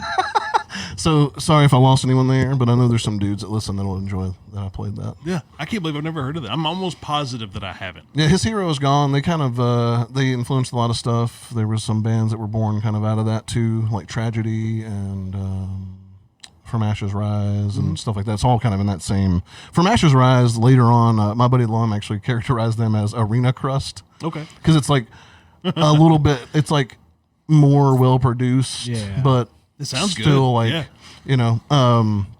But yeah, that's so that when someone's like, I'm into heavy stuff, and you play something like that, they're like, oh my god, what happened? Yeah, that's not heavy at all, man. Yeah. And so, but no, it really though, like people can like what they like. Yeah, I do it tongue in cheek. Like if I'm going to give somebody shit about it, like I'm doing it out of good fun. Yeah, because you know that most people hate your music at the end of the day, right? And so it's like turnabout's fair play. Yeah. At the end of the day. Well, I think here's my theory. Okay, is that most people that just listen to like mainstream, whatever's popular, and I'm not trying to discredit anybody, but I think those are the people that need to be like a part of that. Mm-hmm. They're like, well, I got to be accepted by other people by my musical taste. Whereas certain people, and I like to think that I'm one of those people, and I know that you definitely are, and you seem to be as well, Josh, that I've always, not always, but when I discovered punk rock, I stopped apologizing for the things I liked. That was the moment where I was like, I like this, and I don't, like, that's enough for me. Yeah. Like, I'm going to show it to people, and if they don't like it, it's like, oh, okay, cool. But then you find, like, that group that does, and then that's where I started being in bands. Like Kafir, when I was in that band, we were heavily influenced by that stuff. Mm-hmm. And that's kind of what we sounded like. That is a lot like what you said. And, you know, so you can definitely see those influences. And before that, like, I was all about, like, you know, pop punk. And when I say pop punk, I want to clarify this. There's a big difference generationally. There's some of the newer stuff is still pop punk. But what I mean when I say pop punk is, like, Screeching Weasel and, you know, Ramones stuff, which Ramones is, like, more classic punk. Operation Ivy? I think they're more kind of the ska area. I think they're more like the ska / punk, just punk rock. Because on that part of music, you're so much more knowledgeable than I am. But I was into that stuff where it's like very clear vocals, very 3-chord upbeat, catchy stuff. And so when I got introduced to that stuff, I was like, ooh, that's way too aggressive, right? And then they were like, just come and play with us because they needed a bass player, and I was like, just come to practice and play. And it was so much fun to play that I was like, ooh, I like this. Yeah. You know, so it took me a little bit to kind of get acclimated to it. But me and Scott Norton joined that band, and like we had a blast playing that stuff, and that turned me on to those guys and all these other bands that I never would listen to, Totalitar, and I could name a million bands. But anyway, and it's fun discovering new bands too. Like I do that a lot, like I do with movies. You know, I'll find a band, something that I like. I'll see if their members have been in something else. I'll see what other people that like them listen to. Like it's music and movies are real social for me because I don't. Just like coming here with you guys, like I don't hang out with people anymore, and it's not intentional. I just don't. So like my social, I guess my social outlet is searching an actor in a movie or seeing who this effects person worked on or who played drums in this band, and I just kind of go down a wormhole of finding things. Like it's like I don't know. It's just the way I love discovering new music. Yeah. Like not new to me music, but like actual new music. New music that I actually appreciate and feel like somebody put effort and feeling into. Because for me, it's not a specific brand or genre of music. Like you kind of you have a preference of this one main genre of music that you kind of stick to. You just go really in depth into it. Yeah.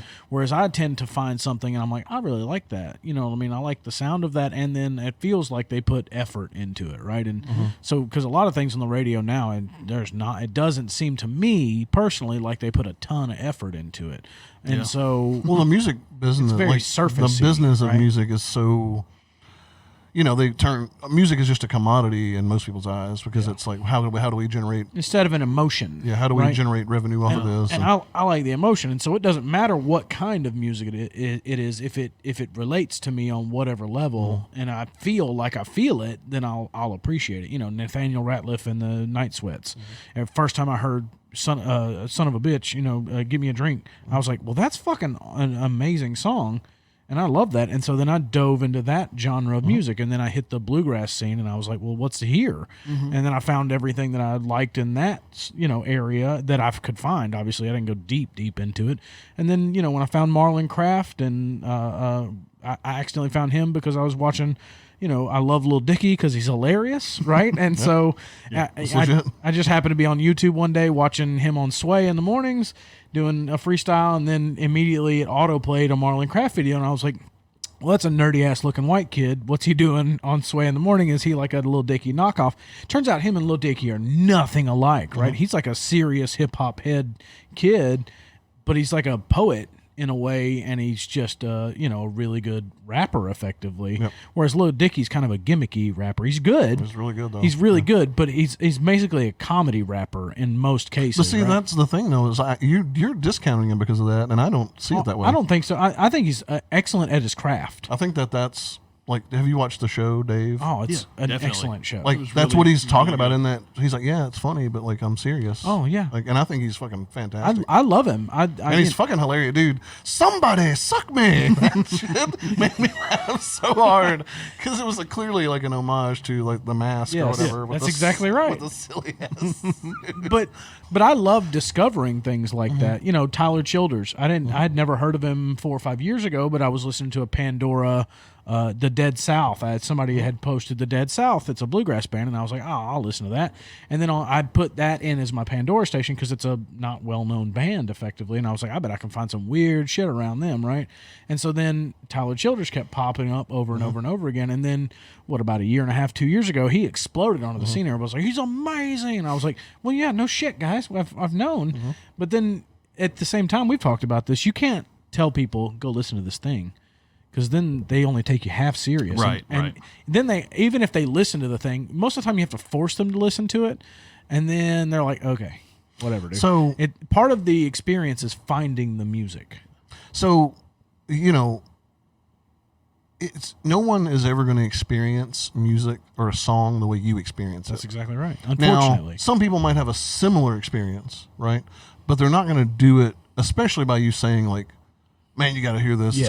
It's gonna change your life. Oh, That yeah. is the It never opposite. works. It never works. For example, the thing that I haven't played any music on this podcast, and we probably get like copywritten or something. But probably on YouTube, a strike or so. But yeah, so the thing that got me into like different me. So what I used to do this thing when I was like, it was like in high school, towards the end of high school.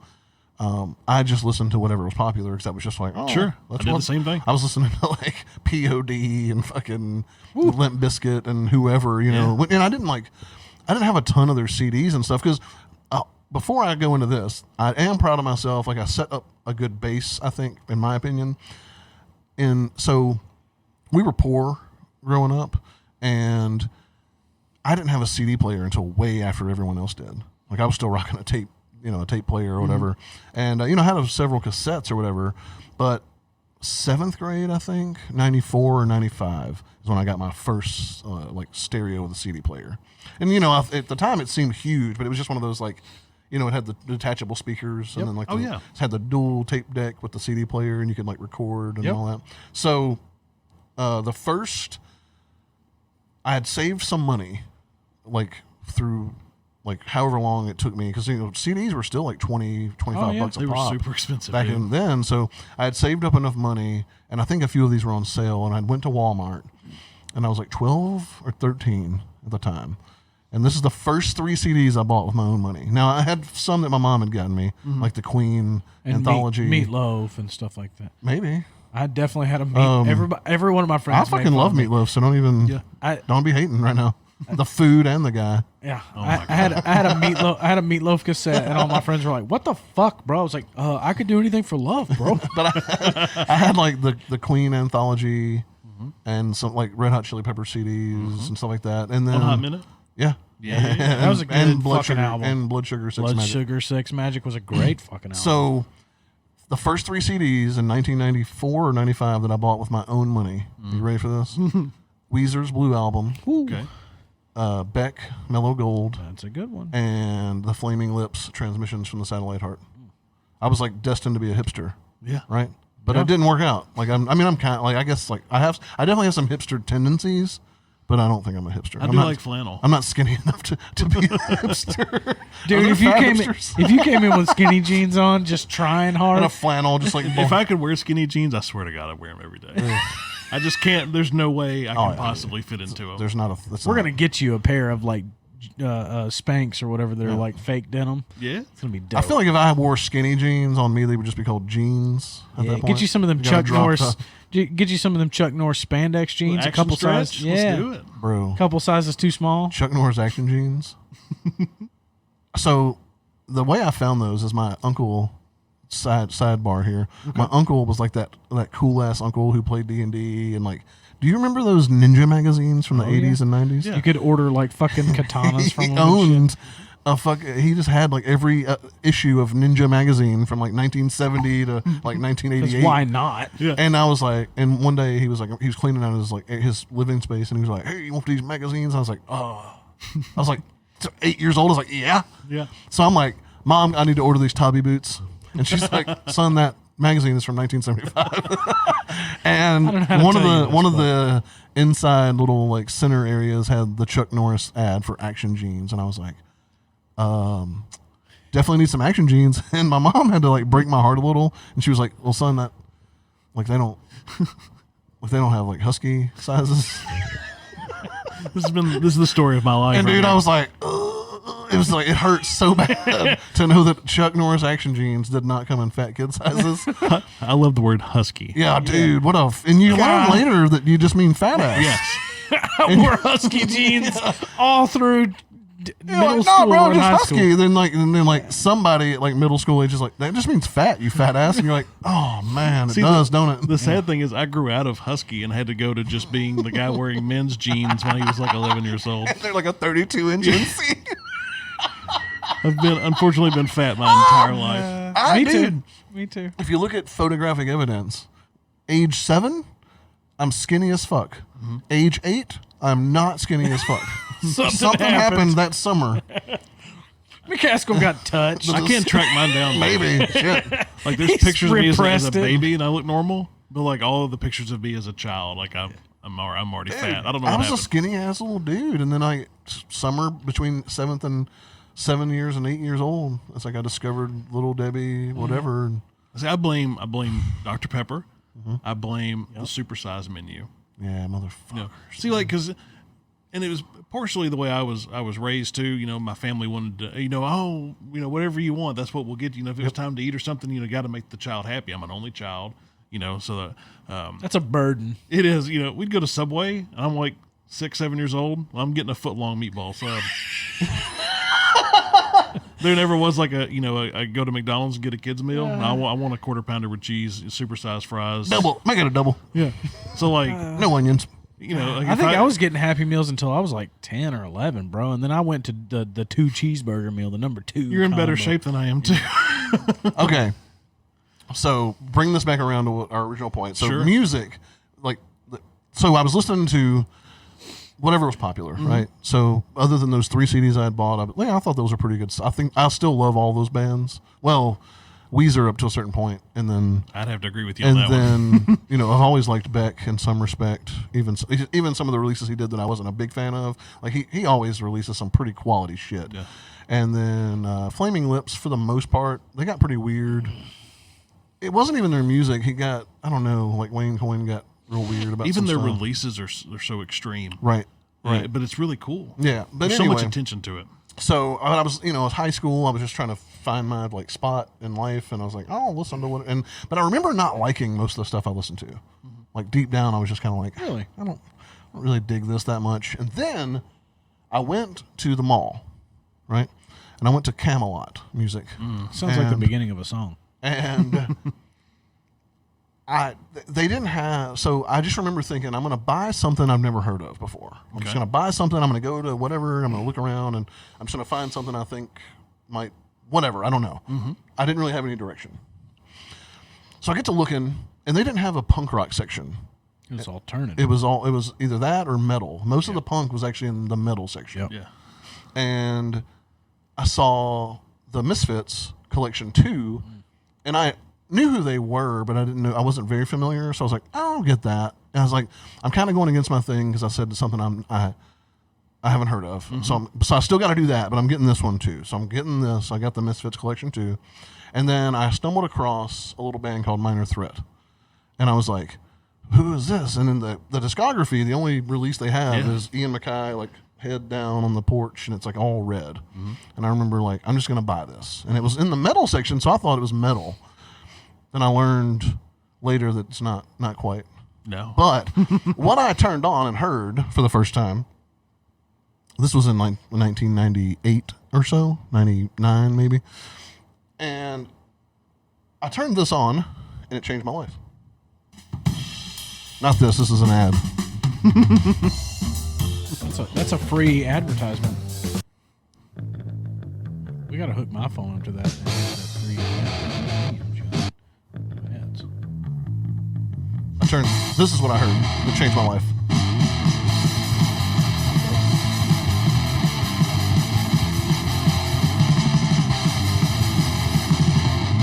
You see me in, you never lost something from safe. And such grown problems fade. Must save you to make you act the way you react. I'm seeing red, I'm seeing red, I'm seeing red, I'm seeing red. So, yeah, I heard that, and I was like, what is this? And it blew my entire mind away. Now, some people are going to hear this podcast and go what? But, dude, as a 16, 17-year-old kid who didn't know his ass from his elbow and, where he belonged in this world, that was whoa. I didn't know there was music of that intensity out there. And when I heard that, that whole CD did not leave my CD player for 3 months. And then How old did you say you were? 16, 17. Yeah. Yeah. And then I discovered Black Flag and the Circle Jerks, and the big ones for me were all that 80s hardcore stuff was it blew my mind. But then I found the Minutemen and Dag Nasty and fucking Husker Du. And I mean, dude, Husker Du, they were technically a hardcore band, but they also spawned the alternative movement. Yeah. Those dudes, if you listen to Zen Arcade or any of that stuff, those albums are so that's what they were playing on college radio stations, and Which is so cool too. yeah.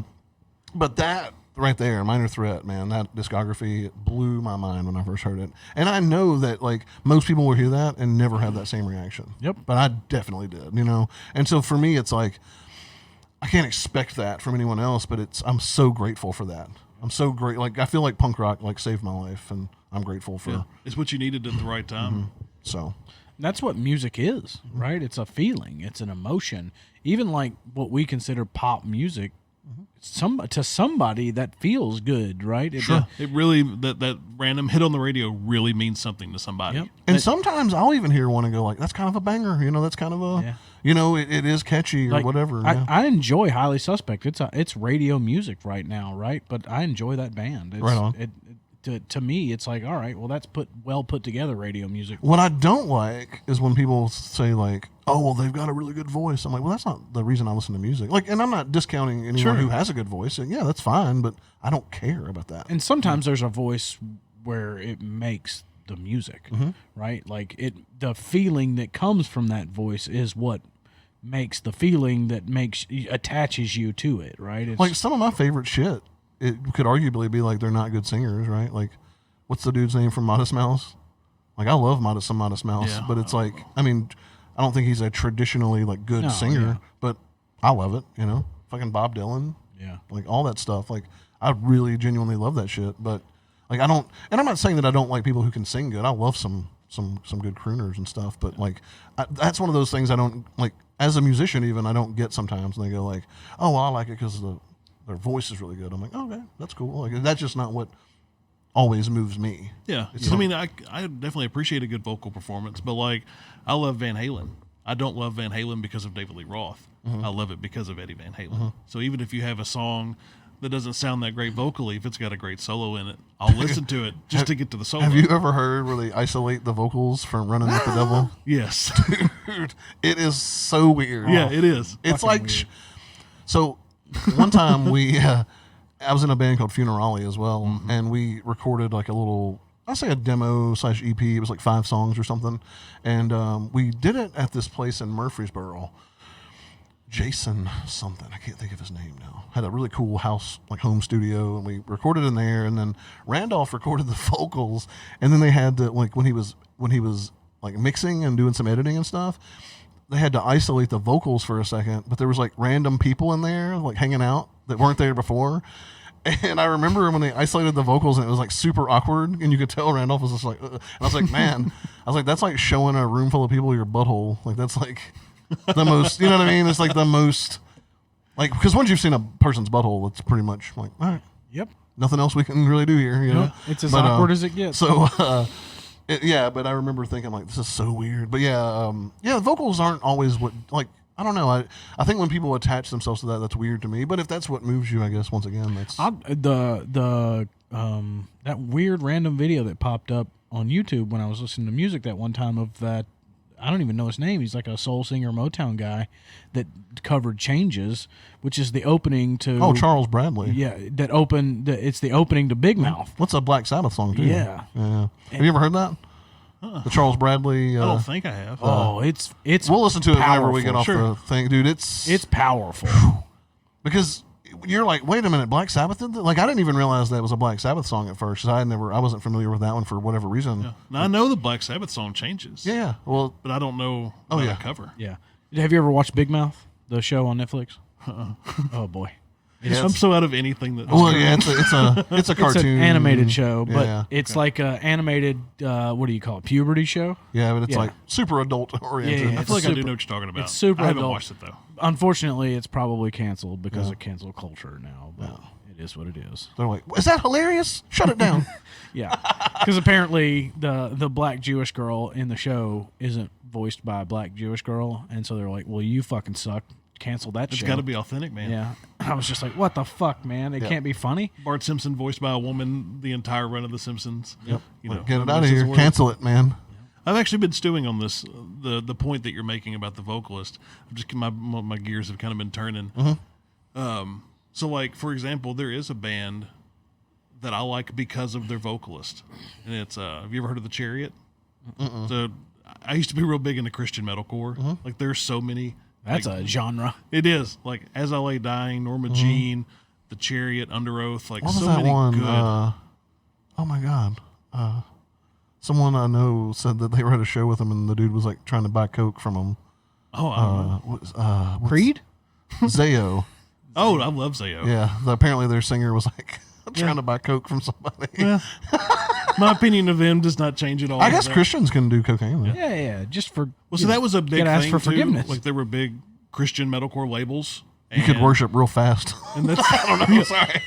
Sorry. a lot of them have come out since, and they're like, oh well, we did it for the money, or we're not. Of course. It's just one of those things. But if you were in that frame of mind at the time period, I say Christian metalcore, you know exactly what I'm talking Yeah. about. They pulled an L. Ron Hubbard on us. Yes. Yeah. But those like motherfuckers.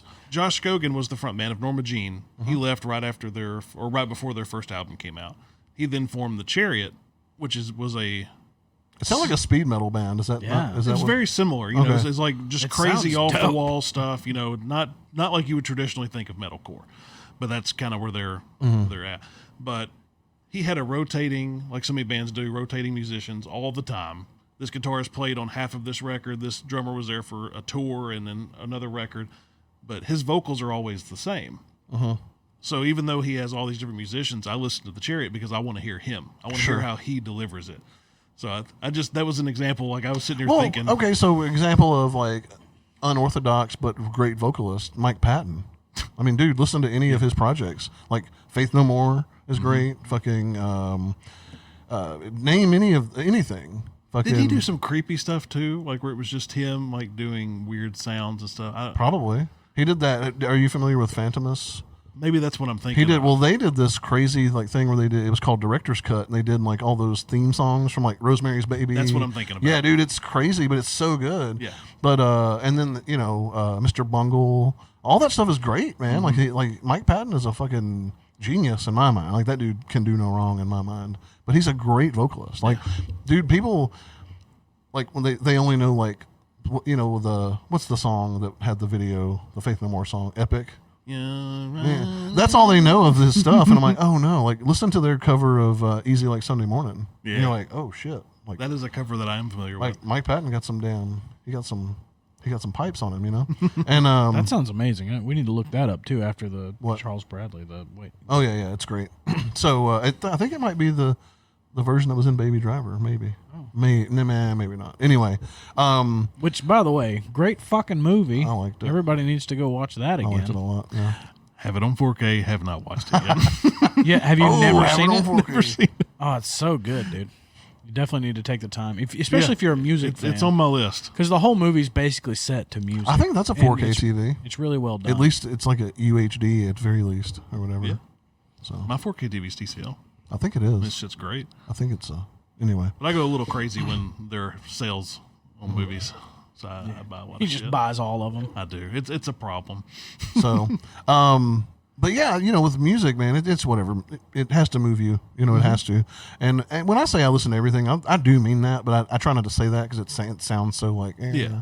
But like, that crazy shit right there that we were just listening to, the heavy stuff. Like, I rarely listen to that stuff anymore, but it is definitely like stuff that's in my roots, And then, I'll listen to anything from, like, I was listening to the Felice Brothers the other day, which is very like, they're from like upstate New York. It's very like mountain, folk. Like, they do a lot of these covers of like old murder ballads and like folk stuff, but it's just like three of them, and it's like a guy playing an accordion and somebody will be playing like a washboard, but it's really just like a piece of tin from a roof, and you're like, what the? And like they look the part, like they're not playing a role. Those dudes are like legit hillbillies from like the Catskill Mountains. You know what I mean? So, and then I'll listen to Megadeth or Iron Maiden. I like some Iron Maiden, but whatever. I mean, there's so much stuff that I like. But like you said, you can do that thing where you're like, you got to listen to this song. Yeah. I'm guilty of doing it way too often. People too. just aren't going to. I realized it pretty recently, actually. I was like, because I was listening to a thing and I felt it very deeply, and then I kept trying to make other people listen to it, and they didn't have the same reaction. I was like, what the fuck is going on around here? And then I was like, oh yeah, they're different people. But the same turns thing can out- happen. Like, I could do the same with you, and you go, Oh yeah. But there's also been times where people go, you got to listen to this, and then I listen to it, and I go, ah. But then like a week later, I'm like, the tune, I'm like, I got to listen to that again, and then I'm like, oh, It can okay. work once in a while. Yeah. It can. So, you know, it's just one of those things you just have to accept that, like, you got to like what you like and then share it. And if people don't like it, then whatever. It's the same thing with shows. I watch a great show and I'm like, everybody needs to go watch this show. And sometimes it catches on. And most of the time people just don't even try to watch the show. They're like, cool, good idea. And they don't. And then the people that do watch are like, I didn't see it the same way. It turns out it wasn't as good as you said it was. And you're like, fuck. I'm also like, I think I'm an idiot. So I'm like, I don't know what's good or not. Like, I'm kind of a simpleton when it comes to certain things. Like when people get into like really artsy stuff, I'm like, sometimes I just don't get it. Yeah. So I'm like, and I don't want to be like, that's stupid, because it's probably not. It's probably like really awesome in some way, but I'm just like, what? That's how I felt in the new Tarantino movie until the ending. Mm-hmm. I was like, I don't fucking get it. And then the ending happened. I was like, well, that was worth it. Mm-hmm. I was like, good on you, Quentin. He pulled some Asian cinema on you, where the payoff is the whole Parasite movie. was the same way. Yeah. Parasite was like, I was trying to tell him to watch Audition because Yeah. the payoff is like, what And the see, fuck? I haven't seen fucking Parasite yet. ooh, it's What? It's I know. pretty good, dude. I'm so behind on anything. You really should make that like a priority, because I put it off forever, and when I finally watched it, I was like, why have I not watched this? Like it's it's a real good. fault of mine. Like I think about it all the time that I need to watch it. But I was telling him, like, the Asian directors especially, they have a knack for that, like, slow burn, Yep. and then that payoff Very slow is burn like, sometimes. yeah, but the Parasite's that way. The first 40 minutes, Mm-hmm. 50 minutes of the movie, you're like, I don't get it. Yeah, but You've see, I seen- don't mind that though. you've seen Audition, right? Yes, sir. Oh, dude, it's like the whole movie Yeah. is like, what? The whole movie setting up one scene, Yeah, and then you're like, which is incredible. Yeah. That's Yes. exactly what the Once Upon a Time in Hollywood, the new Quentin Tarantino flick was. You It know was what? Setting up one. You know scene. what Audition is? Like that final scene. You know that meme or the gif of the guy standing there, like, and everybody's like, oh, that's like, that is the ending of Audition. Yeah, I can You see know, that. You're like, because I remember seeing it the first time, and like I was laying there watching it, and I was kind of like, all right. And then when it happens, it's like I like got up off the couch and I was like, oh. It's kind of like have you seen Uncut Gems yet? No, The new Adam Sandler movie. I've had so many like mixed feelings about that one, because people are like, it's just too awkwardly. It's fucking weird. Yeah. It's fucking weird. But the payoff at the very end of the That movie. sounds great though. Like I like the awkwardly. No, mean- I love sitting in those weird movie moments where you're just like, I don't think I get this. Yeah, And then all of a I sudden, like being there too. and then all of a sudden the payoff hits and you're like, what the fuck just happened? And then because it's so hard to be shocked by anything anymore, right? And so, like, if the moment comes and you're like, I don't know what the fuck is going on right here, and then all of a sudden something clicks and you're like, holy fuck, what just happened? And it's worth every moment of before that was awkward and almost boring, right? And you're like, what the fuck is happening right now? And then it's worth it all of a sudden, and then you start reflecting on all the moments in the movie that led to that one moment, right? And I need you're to like, see it. That's really good. I don't like Adam Sandler, so like So- I want to like Adam Sandler. He's. I mean, Oh, hold this on, is not a hold the fucking phone. this is not a comedy. By I gotta the way. qualify. Oh, no, I know. I gotta qualify this. Okay. Like ever or Happy Gilmore? or recently? I liked him. Because Happy Gilmore is an amazing movie. No, I know. Way back when, I did like his movies, but I have grown to not like them. Fair enough. Any of them. Not even Happy Gilmore. I can't. I love Happy Gilmore. I love Billy Yeah. Madison. I love. I wish that I could, but like, you're like, get the fuck out of here. No, not at all. No, I like awkward comedy. Like I like sitting in like that secondhand embarrassment Yeah. stuff. Like that's what I love about The Office and all those, because it's so awkwardly funny, and those are the awkward moments I enjoy. Yeah, and I don't know what it is, to be honest, because I mean, at one point I did like him and I laughed and I would watch him, but it's just I don't. Punch Drunk Love is I don't really know. good. That is a good movie. That That is is a good movie. it's one of those I saw too early in life and didn't appreciate. Probably. Dude, when he's standing in front of Philip Seymour Hoffman and he's got the phone and it's like the cord is still connected to it, he's like, "Say that's that." He's like, "No, what does he say?" Or I'm gonna beat the hell from you. That's what he says. Beat the hell from. And then he's like, "Say that's that, Mattress Man." He's like, "Do you call the cops?" He's like, "Nope." He's like, "That's that." And then he starts to walk off. And as he's walking off, Philip Seymour Hoffman gets like the courage again. He's like, "Don't you ever fucking." He like turns around. He's like, "That's that." He runs to the back. Oh man. But anyway, no, it's okay that you don't like Sandler. I mean, I'm weird on comedy. I'm not riding Adam Sandler's dick or anything. Like I don't. Man, we went on a Chris Farley like remembrance tour the other day, dude. Holy shit! Well, that dude's responsible for like most of my humor because he was like fat guy that was hilarious, and I was like, okay, I'm listening, you know. And that like, yeah, we watched Almost Heroes the other day, and like.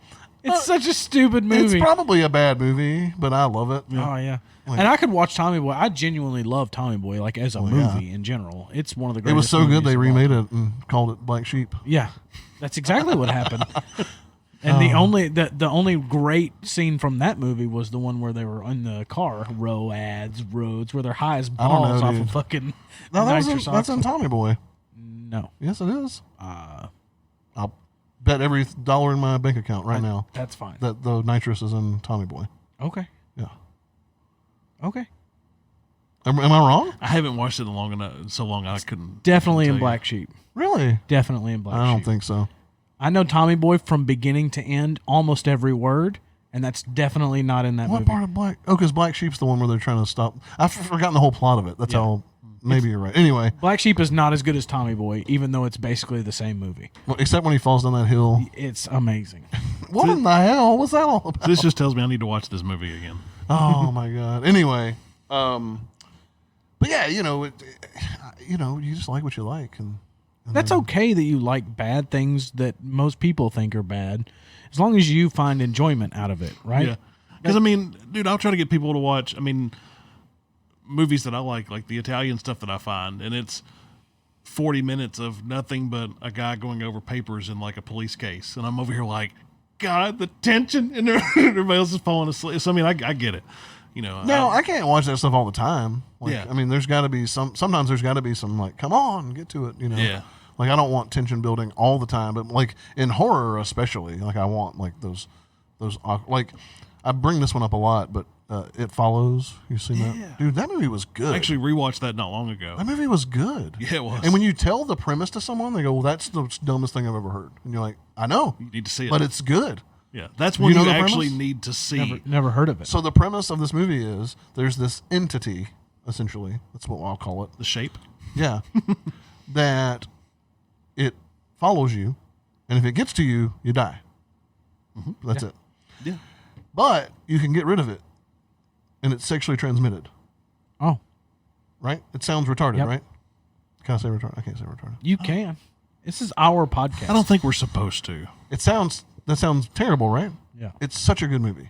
It really is. Because that's not like a main plot point. You know what I mean? Like that's not, it's so It's good. just how the movie, how the entity works. Yep. And dude, it's It's so like good. Teeth.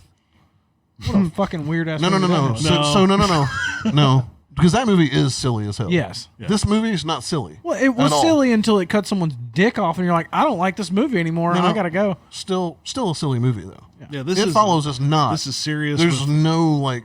like emotional moments, emotional tension between the characters, and then there's the whole time it's like there's this thing that's still here. Like You we know, have like, to I get away from it, and Yeah. it will not stop following you until you get rid of it. Until you smash. Yeah, but here's the thing: if it kills the person you pass it to, it comes back to you.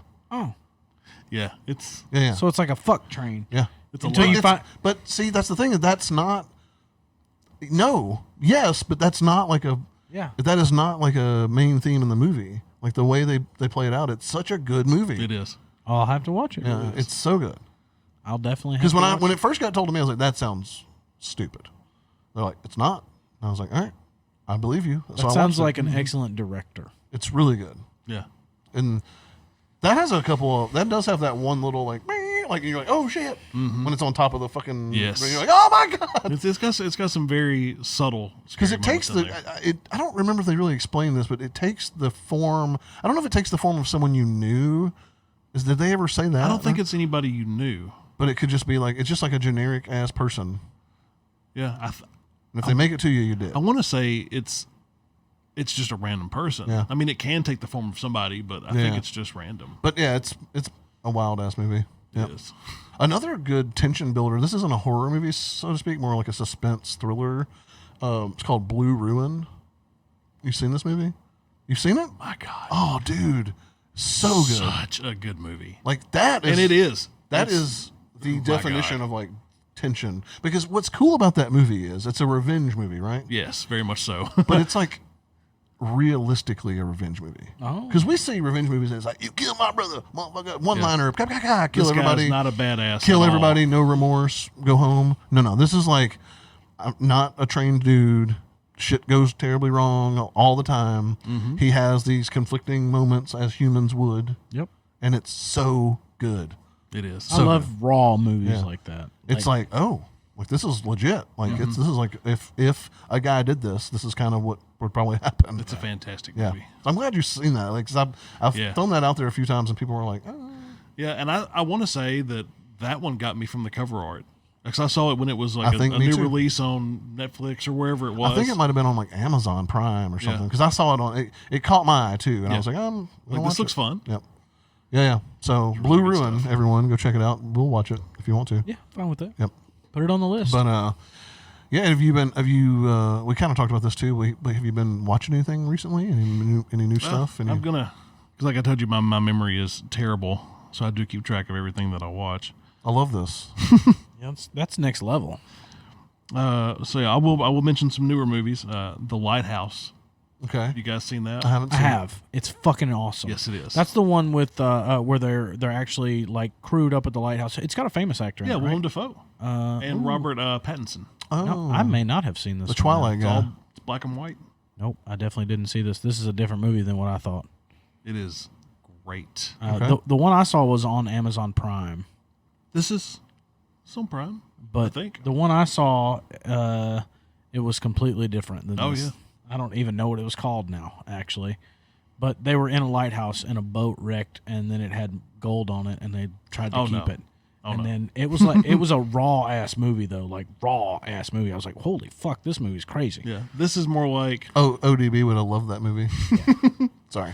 just imagine you guys are gonna man a lighthouse for X amount of months, and you have to not only deal with each other but survive and work and live in the lighthouse, and it doesn't necessarily go that well. Oh, yeah. One of Willem Dafoe's best performances of all time, That's awesome. in I my like that guy. opinion. I like that. Yeah, I dig that dude. So there was that.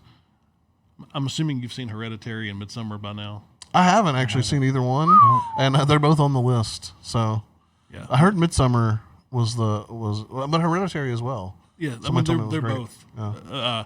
Hereditary we saw in the theater, and that was a movie that I wanted to watch. You know, because you always hear this is the scariest movie ever made. You're not going to be able to handle this movie. Like, I take that as a challenge. Like, I want Sure. to see if I can make it. And I watched Hereditary in the theater. It didn't really do anything to me. I was like, that's fine. You know, it was a good movie. We watched it at home, and I started noticing things that I didn't notice on the big screen. Oh. And it made it a lot more unnerving, I guess, because you can. It's not necessarily things that are just hidden. In some cases, there are things that are actually hidden in the scene that you have to look for, but it made the whole movie a lot more unsettling. Okay. So that's a good one. Midsommar, same director. Hannah wanted to watch that one really bad, and we've watched it several times now. Every time we watch it, it's like the build-up just gets so much better. Does it have? I don't even want to touch on the Does it plot. have kind of like a Wicker Man kind of feel? Yeah. Like the original Wicker Yeah. Man. They're essentially traveling out to, what's essentially a cult, a sect of people, a group of people, and it's one of their celebrations ever so. Well, that's many Midsummer is hundred like a whole like thing in like basically in the Norse, not Norse, but like I'm trying to Pagan? Anglo, Yeah. pagan stuff. They do a lot of that. Yeah. Midsummer. It's like a big midsummer celebration Yeah. they're having here, but not everything is as it seems. Sure. And there's a scene where things really take a turn because you get a very unexpected scene of very up close graphic violence, and it really sets the tone because it comes out of kind of nowhere. Okay. God, it's so good. I'm gonna check, we gotta check those out. Yeah, great score. I've been trying to track down the record of it. It's one of those that came out. And Are was these sold out immediately. American movies or are they? Yeah, no, Okay. they're American movies. Yeah. Not that either way it doesn't matter because I'm not one of those like I don't mind watching subtitles and stuff. I don't Yeah, either. Yeah. Matter of fact, we're so old now that we almost always have subtitles on Right. at our house. Yeah. Even on. I had to turn them off the other night when I was watching the UFC because they were covering up the dudes' heads. I was like, well, they're punching each other in the face and I can't see it, so I got to turn it off. Turns out, Highly recommend that though. Yeah, for sure. real. What else you got? Underwater was good. Kristen Yeah, Stewart. I haven't seen that one yet. I'm a sucker for underwater movies. I love It's Deep terrifying Star to me. 6. So that would that's like real horror for me. That's like Exactly, a me real too. fear. Oh yeah. It wasn't bad. It wasn't great. When I realized where the movie was going towards the end, I'm not going to spoil it. Okay. When I realized kind of what was happening, and then when I saw that I was correct, it made it a lot better. Right on. Like it's one of those the movie doesn't set up the final scene like that, but it's worth watching it just to see the final. That's the dope. end of it. I gotcha. Really, really, really cool. VFW was really good. Have you guys heard of that? Nope. That was one that I had to wait months for it was actually streaming. But just imagine a VFW bar, bunch of old veterans, and it's kind of post-apocalyptic, kinda. So imagine those grizzled veterans versus a bunch of young street punks, and it's just here's some setup, here's some stuff, and then there's 40 or 50 minutes of just insane fight scenes. Have you seen The Green Room? I have not. Holy fuck! But With Blue Patrick- Ruin, pretty sure it's the same director I think so. Yeah. because he Pretty takes good. the color codes. Yeah, it's pretty good. Pretty good flick, and man. Patrick Stewart, Yeah. KKK guy or a white supremacist. He's not KKK. I don't think he's like a Nazi more. Yeah, more Hitler youth looking type stuff. 'Cause he got That's a raw fucking movie yeah, too. I liked it. I liked And it. that's another one. Like I've meant to watch it, I just never have. Yeah, it's very very There's good. so damn many movies, so Yeah. many. Blue Ruin is definitely more of a raw movie, like as far as production quality. Yeah. So I think he might have done that one first if it was the same director, because there was no big name in. It in- was So it was before. there was a big name or two, and because was it Anton Yelchin or was it Maybe. the other kid that was in not the Harry Potter kid? Was it Harry Potter kid? maybe? No, one of the dudes is from. Wasn't he in X-Men or something? Or I think something like that. But it was a pretty big he played, name actor. like young Colossus or whatever. Yeah, or he was a one pretty of big those, name like- actor or whatever in The Green Room, and Yeah, Blue Ruin has yeah, nobody in it, like, and its production quality is definitely like it's not bad. No, it's not. But it's you can tell it's a but lower that leads budget. to it though. It leads to the aggression. Oh, and it definitely it lends itself to like the grittiness. That movie is good. Dude. It is. Like it makes you feel shitty. Like you're like fuck. Like get through this. I was Like, actually listening to the Joe Rogan Oliver Stone episode today, the beginning of it. I Mm-hmm. didn't get all the way through it yet, but they were talking about Platoon a lot. Makes me want to go back and watch that movie to appreciate it. I haven't seen that in a long time either. But he was talking about how he picked basically mostly no-name actors for that movie because he didn't want that to steal the show. And so he and apparently he like put them through the ringer for like 2 weeks, all the actors that were going to be soldiers. That way they would be super on edge, like because Oliver Stone was in Vietnam, oh yeah. like in real life, and so like he knew what the fuck it was like to be in Vietnam, and so that was a giant deal for him, was to make it realistic. So Cool. So what? You been playing any video games? Yeah. What have you been playing? I took a season off of Destiny, Yeah. and I wanted to see, because the big expansion is coming. Well, it was going to be coming in September, but now it's gotten pushed back. I think I got that date right. I think it's November is when it's coming out now. But I wanted to check out the new season, see how everything was, and immediately got hopelessly addicted to it. That's my WoW. Like I'm just so in love with Destiny. The lore, the weapons, just everything. WoW's not even my WoW anymore. It's kind of weird. You've Yeah. been playing the Division 2, right? Heavy. Which I've got. I was gonna and say, I like- need somebody to play with. Yeah, jump on there, man, because like that's one of those ones I never thought I would have gotten back into. I love the Division 1. Me too, a lot. And then Division 2's fine. the Warlords of New York expansion came out about. See, I month ago? didn't get the expansion. Okay, so you should do that because it added like you go back to New York, Which excites me.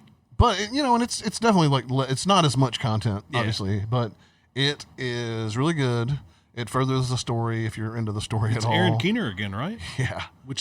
That's great. It's good, and oh, what a pain in the ass. But there's this new element to where if you're doing a mission, you can encounter rogue agents, and it's like a squad of like rogue division agents show up, Oh. and they are a pain in the dick because they have like all the division tech that you have. Yeah. So it's like the Hunters? Yes, but they're like straight up. They have like turrets and Oh, secret shit. mines and drones and like so they basically use all your toys against you. Okay. But they can like deploy. It's they have like no cooldown obviously. Yeah, and it's just yeah. like yeah, and you're like oh, and you get like better loot than anything. But Cool. You should jump back on there because it's super fun. Like I've gotten back into like actually like looking into builds and I'm like doing math and like I'm like all right if I got this much crit damage and blah, blah, blah, I'm like oh I like it. so it's become Fucking I've got- nerd.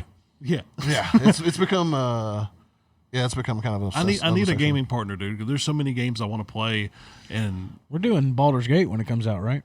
Hell yes. I know a lot of people doing that. I'm not gonna be doing Yeah. that. There's no way I'm not doing that. So Yeah. yeah. But what is it? The Ghost Recon Breakpoint. Got that one. I gave that one a try. They just so they released the game, then everybody hated it. It was broken. They revamped the entire thing, and Well, I think because they just were did it again. because they tried to do the damn thing where they were like pay real money to No, nobody wants to do that. and we're like stop man just give us a video game Yeah. where we can get the stuff in the video game. Excuse me. I think it is a video game now. Yeah. I think it is. I've been playing I played it on Xbox because there was a buddy of mine that wanted to play but yeah I mean it's fun. Yeah. So I've got, It definitely the Division 2 is the same way because it's obviously an Ubisoft game as Yeah. well but the gameplay loop in Ghost Recon gets a little boring quicker than the Division 2 I agree. for me. That's So how it was with Wildlands too. Yeah. I felt the same way. and Wildlands was great but it definitely is like okay rinse and repeat Yeah. which is every video game essentially It is. That's how they extend that replay value. but it just some of them feel slightly different like at least in the Division 2 the missions even though they're the same go to each checkpoint kill the boss the thing at least they feel different and now you can play them on like you got like 4 or 5 different difficulty levels up to like heroic and then some of them are legendary which are insane. Interesting. They got a new raid with the Yeah, I saw the raid was So- coming out. I mean, that's what I've been on pretty heavy. Found a little clan that's been pretty, on. They've been pretty regular with running stuff. So Interesting. everybody's trying to gear up and trying to take down that raid, son. I found a clan for Destiny that's very, very active. I would jump back into Destiny 2. I don't know. It was fun when I played it, but I don't know. I'm one of those people who like. I'm too. Like I can't game the way I used to game. Yeah. So it's like pretty casual. You know what I mean? Yeah. And I'll have burst of like this last little week and some change. I haven't had to work, so it's like I've had to stay at home. So it's like, well, how am I going to occupy Yeah. hours of the day when no one's here? It's like just play the shit out of a video game or whatever. Beat your dick a lot. Jesus, See, I still go really fucking hard on games. Like I want to. Rainbow Six Siege. Yeah. Doing ranked placement matches, like See, now when it comes to FPS PvP, no. yeah, there's a part in me that still just wants to go hard all the time. I'm just not good at it. Yeah, I'm awful at it. I play Gemfire. So Circa 1991. So for me, it's like, I mean, I'll play the game, but I'll get murked like so Yeah. quick that it's like there's no fun in it for me, and it's admittedly because I'm just terrible at them. You know what I mean? So Well, it's see, like, I'm a lot of the guys I play games with. And I'm not looping you into a group, but they're more of the Baldur's Gate, Divinity, and they'll play the FPS games with me, but they don't enjoy them as much. I like the third person or the action RPG type stuff. I'm more of a like co-op PvE kind of guy. Yeah. Just because like I said, when it comes to like there's always going to be everyone's going to be better than me. I always feel like I'm letting the group down. Yeah. I feel like that plenty of times. Yeah, but it's just those aren't my style really. So I enjoy the reflexes involved. I played a lot of Quake when I was younger. It's very I still impressive. play Quake. That's still a thing, right? That's still a pretty big community. Yeah, Quake Quake Champion's 4, still a thing. Yeah. And people still play the old Quakes too. But I've tried to go away from it. I'm like I'm getting older because I just turned 36. I'm like I don't need to sit there and yell at kids on the internet when I miss a headshot, but I still do it. It's too much fun. Hey man, let's do your thing. Don't grow up. So- That's lame. Oh yeah, I'm not. My biggest the one I'm most hopeful for. I'm going to play Baldur's Gate 3 for sure, but my most look forward to is going to be Cyberpunk 2077. I'm Like definitely getting that one too. I Which want that'll to play be- Death Stranding as well. I've watched the gameplay and it's just not for me. It looks so weird. I watched all the cutscenes too, so I know the story because I knew I wasn't going to play it. Yeah. But I can't do it. Kojima is such a weirdo, and I love him for it. But man, like, nah, bro. I feel like I'm going to give it a shot. What's it about? See, I know that there's like a baby in a capsule, and you're supposed to carry stuff around. Essentially, That's about all I know. Essentially, it's like this weird future. It's so hard to explain because it's so bizarre, and you're like, That just makes me want to play it more. you basically work for FedEx, but you walk everywhere, Yeah. and we'll talk about it after because it's if we did that, it would go for another 2 hours. Yeah. Me trying to explain It seems fun. because Hideo Kojima is a fucking bizarre human anyway. It's the guy that did Metal Gear. Oh, So if you've ever played a Metal Gear game, it's like, Yeah. what? Yeah. yeah. Yeah, that weirdness. I'll never be as angry as when I found out you had to just take the controller out and put it in the second port. Psycho Menace. Oh my god! Never be as angry. I'd be like, "Fuck all That's of you," that's Hideo Kojima in a because it's a nutshell. one-player game, Yeah. exclusively one-player game, and they expect you to know to put the. There was no hints. There was no like, "Hey, by the way, you might want to try this thing." That is Hideo Kojima in a nutshell. I'm not going to front. Like, I read that trick. I That's the didn't only figure way it out. anyone found out But about it it. was cool that it was reading your memory card and commenting on the games you played. Dude, it scared the shit out of me. Yeah. It's dope, dude. It's Yep. dope. But that's him. That's Kojima in a nutshell, right? And that's the type of weird ass shit he does, and that's what I appreciate about him. But at the same time, I just know Death Stranding's not my game. I can appreciate it. It may for- not be mine at I all. appreciate it for what it is, and it's beautiful. Like it looks amazing. What's that new samurai game? Oh, Ghost of Tsushima. Yeah. A lot of Tsushima. hearing almost universally good things about that game. Yep, that's who did that game? I don't know. I can't think of the studio that put that out. Anyway, It's a first party game. I'm pretty sure. Was it Japan Studio? no, it It wasn't From Software, I know. not From Software, not Naughty Dog. Anyway, Yeah. it looks amazing. It looks It really fantastic. does. Apparently, like the crazy amounts of like cherry blossom leaves that are falling constantly in the wind. That's almost like so. There's no like, there's no like UI. There's no like HUD or anything. It's just like the wind shows you the direction you're supposed to go, but like the way that they kind of set it all up, it's all kind of natural and That's dope. just crazy looking. looks So- gorgeous. it looks amazing. Like So. that's going to be one of those games, with the new generation of consoles coming out, that game's going to look better than some launch games just because it's right at the end of a cycle. Well, and if I had a PlayStation still, I would play it, but I just don't. I got rid of mine at the end of. I love Asian themed stuff in general, like samurai culture and that sort of thing. I loved Onimusha, even though it wasn't. Hell yeah, It was a they did a re-release of that. They did. I've Right. got Onimusha 1 HD or whatever the hell they Yeah. called it. 'Cause I loved those games. thought I they were like cool. the Yakuza games. I don't know if you dig too. those or not, Yes. but I got all the like Kiwami and like the re-releases basically, and like Yakuza 0 and all that. They're super fun. Like Yeah.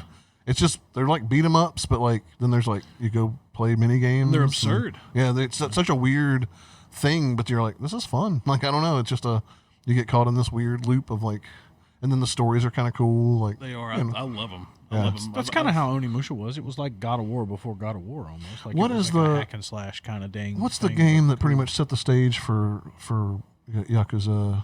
Shinmu. You Yeah. remember Shinmu? Shimmy got re-released, and Yeah. there's a third one now. Yeah, that was so for the time. That game was insane, and like now you play, you're like, oh, this is. But it was like Yeah. truly an open world game. And if you had to wait a length of time, you had to wait that length of time. Yeah, yeah. Like stuff was very It was wild. It was like what? overly realistic. Yeah, yeah, and Like not fun realistic. Yeah, Yeah. but Went too hard in the paint with yeah, that So one. for me, it's like I don't desire to replay them, but I remember thinking like, yeah, those games like set the stage for like what, exploration and open world and that stuff. People get bogged down in that too. Like when someone says it's an open world game, I'm like, well, that doesn't mean it's good. Like, Right. there's so many people do it wrong where they have this big open world, but there's nothing happening in it. So it's just like, all right, this doesn't even feel real because like nothing. But then you got games like Red Dead Redemption 2 that are just fucking insane with like all the little interactions and the way that the environment works, and it's just I need to play that. yeah, you do. It's a beautiful game. and the story is so good. I'm sure. It's like playing a fucking Western movie. Yeah. I loved the first one. Oh, yeah. Well, the second one, however you want to call Well, it. yeah, since there was Red Dead Revolver. And Yeah. then, yeah. But no, Red Dead Redemption 2, the story, and I'll talk a little bit about this, and I won't spoil anything after we stop recording. But dude, there's a thing that happens in the story where you're like, what? And when you realize it happens, and you kind of look back on like the event that kind of sparked it all, you're like, what is this game? Like, it's so well thought out. It's so well, like, the voice acting is incredible. Cool. And it's an old game. Like, I'll say old. It's, what, a year and a half, 2 years old now. Is it really that old now? Yeah. Jesus. 2018 at the end of it, I think. So, yeah, so I think when I took my computer to get did I tell you about the motherboard? Oh, we're going to wrap it up soon. But my motherboard fried. Because I went to stick the front USB ports and the headphone jack and stuff that are in the front of like computer cases. I went to because I had a USB 3 slot. I went to put a thumb drive in there, and when I did, it like shifted a little bit, and something shorted out, and it shit. fried my motherboard. Damn. Like done, like Dunsky, and I was like, oh. And it was like a nice motherboard, man. Yeah. Like I was like, oh my god. So I had to save up some money. Like my computer was completely useless. Yeah, you can't do anything. And at that it's not like a beast of a build, but at the time, so I built my computer about 3 months too early point. Okay. because 3 months after I built mine, the 20 series came out, the new AMD stuff started coming out, which is kicking Intel's ass right now. Yes, it is. But what I put together was a i5 8600K with a 1070 Ti, 16 gigs of RAM, SSD, obviously, stuff like that. So nothing, like I said, it can run most stuff high-ish. yeah, especially if settings. you're 1080p. Yeah. So, it does me fine, but if I would have waited just a little longer, I could have spent a little bit more money and gotten a much Oh, yeah. more beastly PC. But it is what it is. I'm still happy with what I have, and I spent the money on a decent monitor and all that. So I'm happy with what I have. But at the same time, you're like 2 months after, I was yeah. like, oh, you son of a bitch. And you're going to run into that no matter when. Yep. It's kicked my ass a few times, too. But that AMD stuff right now is super. Oh, yeah. on point. I'm rising all the way. It's so good. I built one. When did I build my last computer? May, I guess. I finally built a small form factor PC, Nice. and so it's about the size of that bag of chips right there. It's about that tall, about that big. For gaming or for right Yeah, now? for gaming. I got a. What he's describing is about 16 inches tall and about 4 to 6 inches wide. Yeah, maybe a little bit wider than that. But That's what she. Anyway, Yeah, it's man math. there you go. So It's big, I promise. I got a Ryzen 7 3700X. nice. I've got a 2080 Super, 16 gigs of RAMs, NVMe drive, all So, that stuff. what made you go with the 2080 Super over the Ti? Just price difference, or Yeah, price difference. I wanted, I'm fully aware the new cards are about to come out. the 30 series? I But guess. but I had a lot of problems with graphics card with my last build. I just had problems with my last build in general. And so What did you have in that one? I had a 480 AMD Radeon 480. I had a Vega 64. I had a 1070, and I think that's it. That 1070 Ti has been fine. That was the best card out of the mix but the fan messed up on it, so I've got to. I'm gonna fix that. It's loud as shit. Yeah, on my Vega you could hear it across the house. Yeah, that's the one thing. I'm like, sometimes it's like wee, and you're just like, all right, man, I get it, I understand. But That whole build was cursed though.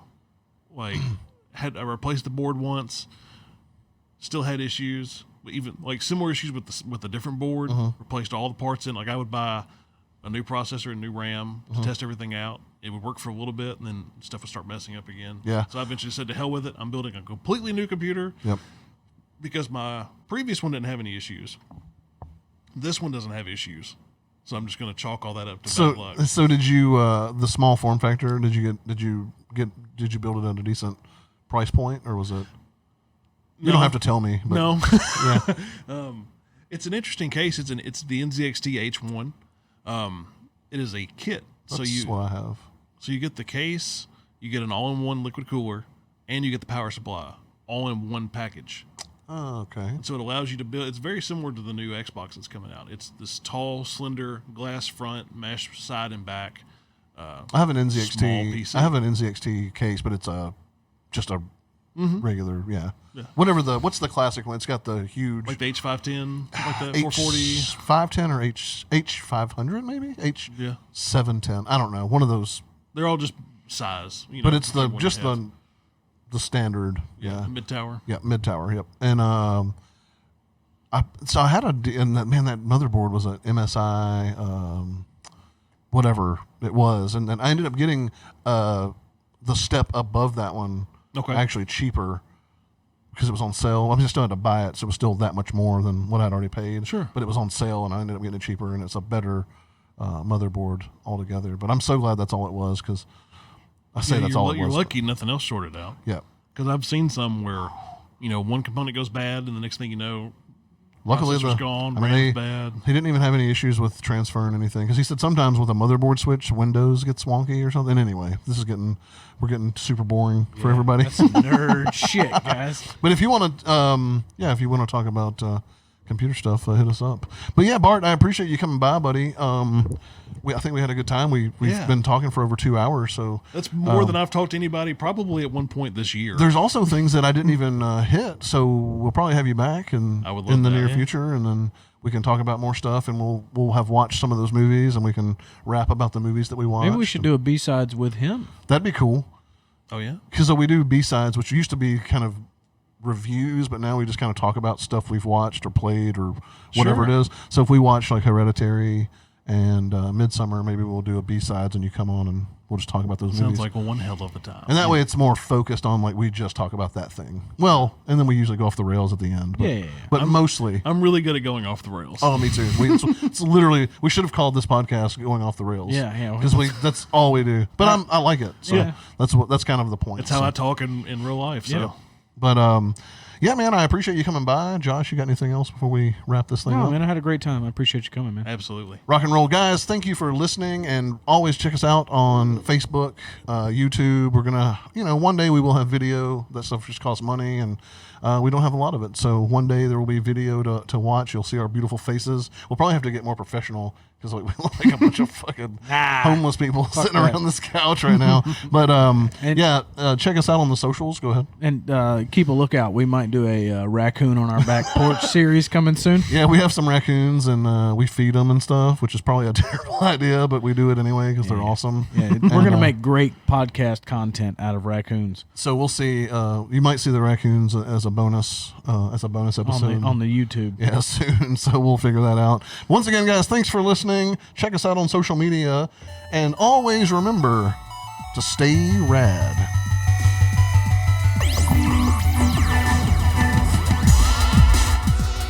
Okay, so I messed that up, and so we're going to do this again. There was something still playing on my phone, and we got that. So, yeah, this is awkward. I'm not even going to cut this out. We're going to leave this in there. Are we going to keep it live? So people are like, what a bunch of idiots. Anyway, guys, check us out on social media, and always remember to stay rad.